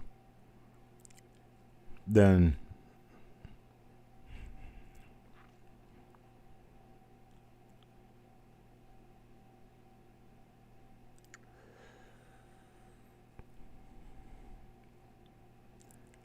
and this is the same one that the same variety we're talking about, 76D 25 cent FS101.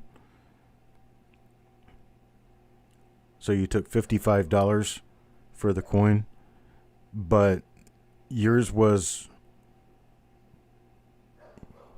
had counting machine damage on it.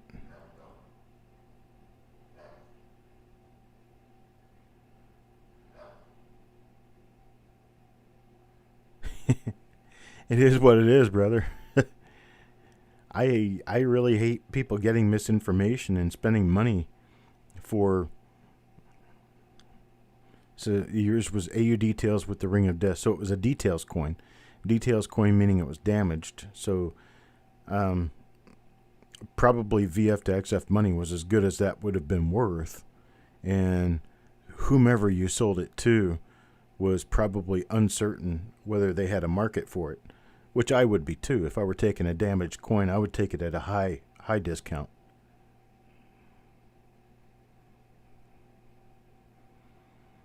Yeah, if you're doing a details, if for instance you had a coin that had a details grade on it, if it has a details grade and it actually says AU Details, don't send it into a different company, because a different company is going to say, no, this is damaged, it's not worth a holder. We'll keep your money though.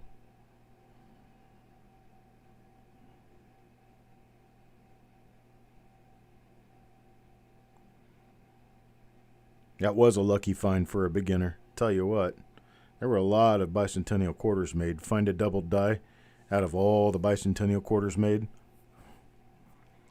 That's a needle in a haystack. Yeah, but you found the 1964 double die reverses in the roll I sent you. I think you found 3 of them in there. Man, I've only owned about 5 or 6 of those things ever. Never found one in a roll, though.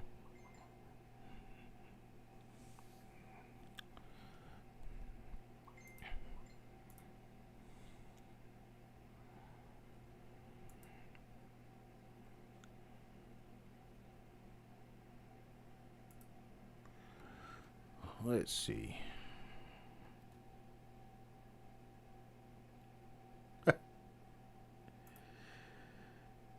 Well, how nice. Check this out, folks. Let me that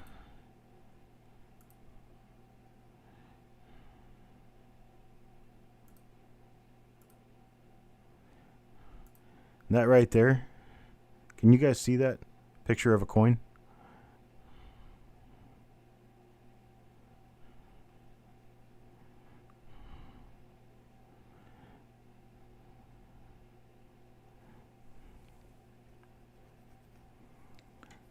So this is a 1956D RPM number 1.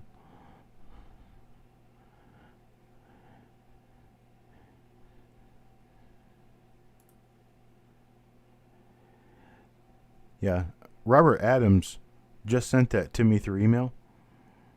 He found that in one of those rolls that I sold during the what sale was that? Was that the... Yeah, that was the Cyber Monday sale, I believe. I'm pretty sure that was the Cyber Monday sale. That I sold those 1956 D rolls. You guys bid them up to $15, and I think I sold like 6 or 8 of them.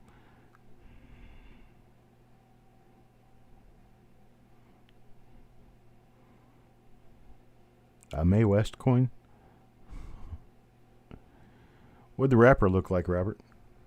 I don't know if Robert's even still in here.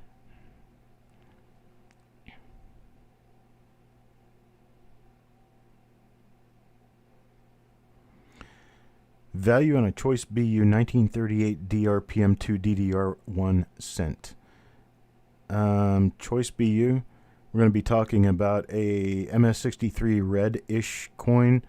I'm going to say $25 to $30. Maybe $40. Depending on where your market is. In my auction, they'd probably go for between 30 and 40.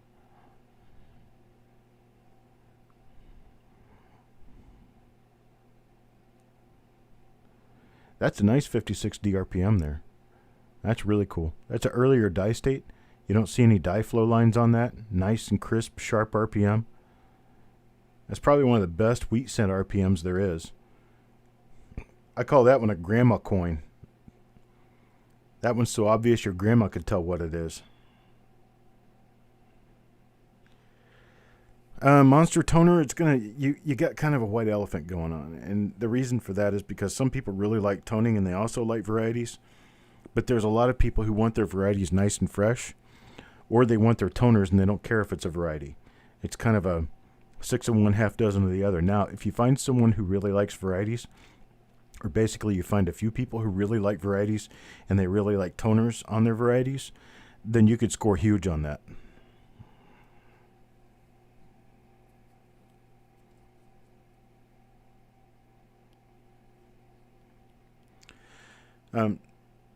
Joe, with regard to using NX, NX is fine. There's nothing wrong with using NX if you're holding your collection and that's what you want to use. The problem with using NX is if you're a dealer and you're trying to do deals on the market, NX coins are not going to grade or sell for the prices that PCGS or NGC will.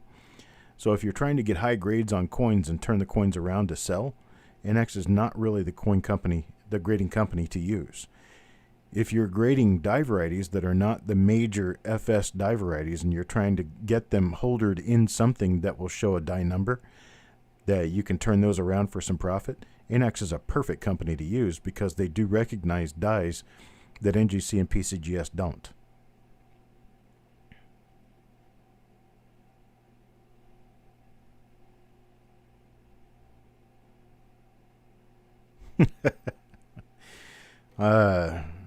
CMOS has to go take his 55 wheat pennies out of the tumbler. They're all double dies though, right? I just want to make sure of that. Why bother going through the whole tumbler thing if they're not double dies, right? Right, exactly. So that's, you send die clashes to ANAX because they'll designate them. And then you don't send them like this 1956 DRPM. If you were going to have it graded, I would have it graded by PCGS because they will recognize the FS number on it. And you'll likely get $20, $25, $30 out of it just because it's in a PCGS holder. This one appears that it would grade at least an AU. I don't know because I would have to... Is what your pick? Shaney? Who? What? Oh, they're doubled now. Okay. Who you, Shaney?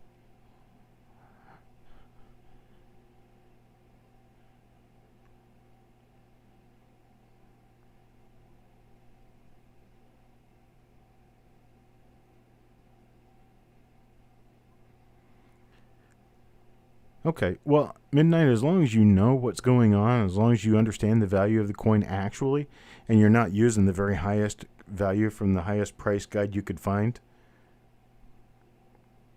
then you did pretty well. In fact, you could have done very well. CMOS Annex will also do the same thing with Coppercoins discoveries. Any of these coins I'm sending out that I'm putting my signature on for you guys in these roll reveals, you can send them to Annex and they will holder those coins for you with the die number.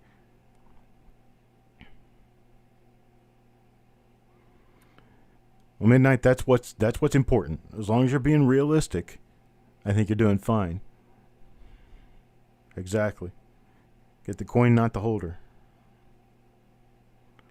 Yeah, CMOS, if I send out a coin to you that's a plate coin on Coppercoins, they will actually holder that as such. I've talked with Paul. He's the guy who runs the company. He said that they would take care of that. All you have to have is my signature in the flip. And I do hand sign all of the plate coins and plate coin new discovery coins. Anything that's a plate coin that comes out of one of these roll reveals and gets sent out to you guys. Those plate coins are all hand signed by me. That's part of the whole gig of doing the roll reveals. Give you guys a little bit of credit on the website. Give you guys a little bit of extra bonus in the coins.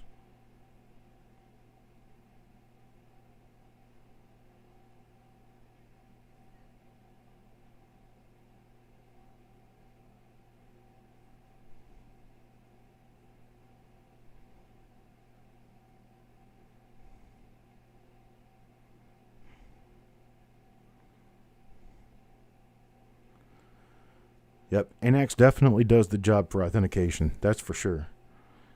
NX can authenticate pretty much anything, even the minor dies of minor listing systems they'll do. That's the real big major stuff. Don't even bother with NGC or PCGS on those, because all they're going to do is grade the coins as normal coins and send them back to you.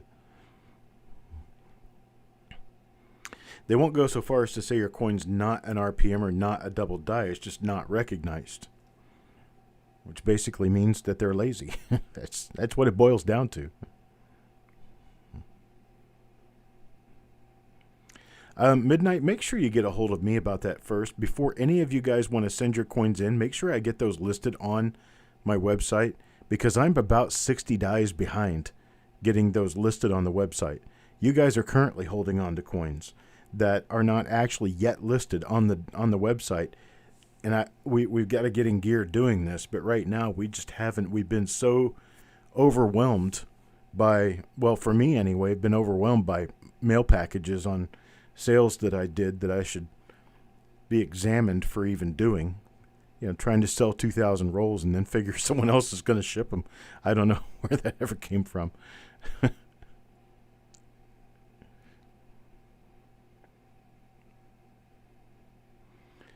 My most memorable bank wrapped roll find and my most memorable raw from the wild find.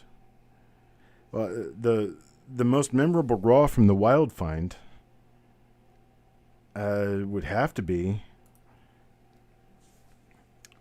I think it would have to be when I found an 1863 Army Navy token in a roll of wheat pennies I bought from my bank. And I think it was like 12 or 13 rolls I got from them one day. And I took them home and I started going through them, and the newest coin in any of those rolls was 1964. And this was in 1997. And I found a 1863 Army Navy token. And I also found a Colescript token from West Virginia in those wheat pennies. No, those were all customer rolled. And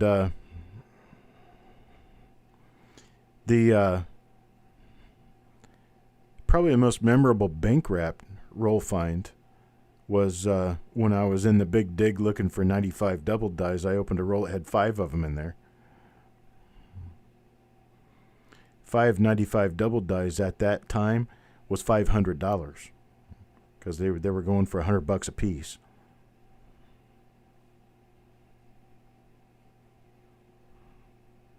Yeah. Yeah, that's true. Somebody had it and they turned it in. I think what happened probably was Grandpa had a jug of pennies that he had sitting in the corner of the room for years and years. And Grandpa passed away and Grandma decided to turn his coins into the bank because, well, she didn't have anything else to do with them. So she wrapped up all the pennies, put the name and account number on there, took them over to the bank and got her dollar bills for them, and did not realize that there was a Army Navy token in there. That's probably what happened. It's right across the street from the front gate of Tinker Air Force Base in Midwest City, Oklahoma. The First National Bank of Midwest City. I think it's still there. If you guys want to try it out sometime.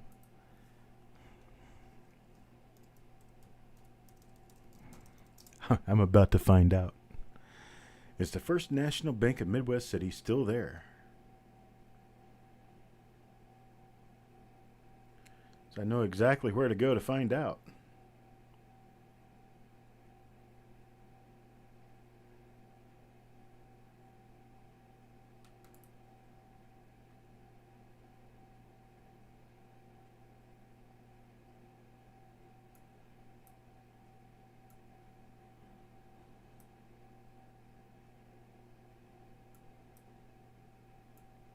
Doesn't look like. Oh, yeah.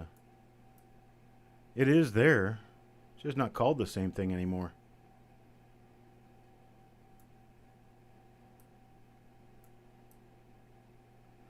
It's an FNB community bank now.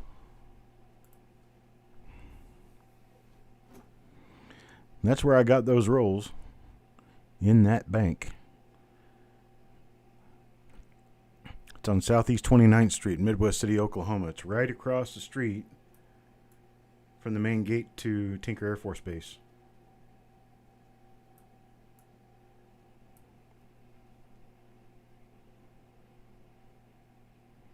You just drove through Oklahoma City last night? Small world, isn't it?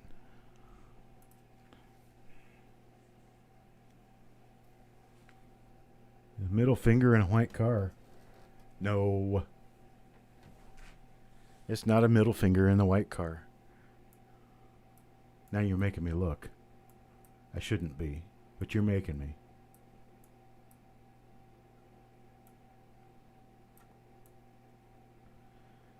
I see a middle finger, but it's wrapped around a steering wheel with all the other fingers.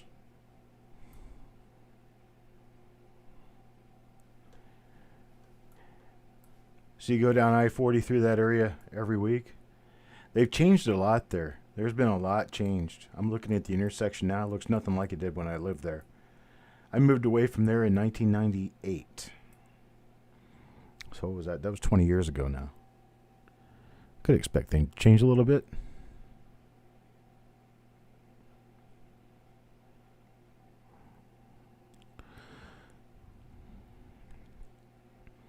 YouTube is not receiving enough video to maintain smooth streaming. As such, viewers will experience buffering. You guys experiencing buffering?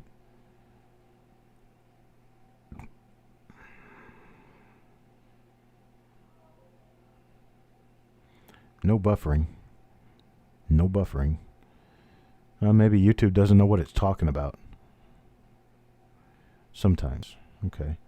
Well, who knows? I've got this big orange warning on my screen. See that? YouTube is not receiving enough video to maintain smooth streaming.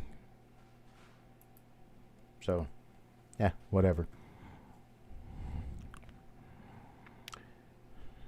Oh, we'll see. I got my wife wants me to come downstairs. I think I probably need to take off. I've been on this thing for two hours now. Where are we? 2 hours, 22 minutes, and 49 seconds.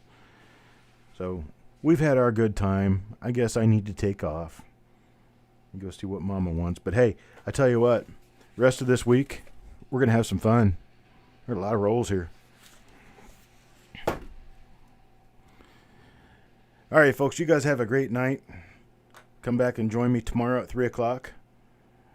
I will be sure I look into the reason why we cannot see, or some of us cannot see, the stream that's going to happen tomorrow at 3. We've got one tomorrow at 3 and another one tomorrow at 8 p.m., all times Eastern. I appreciate it, folks. You guys have a great night.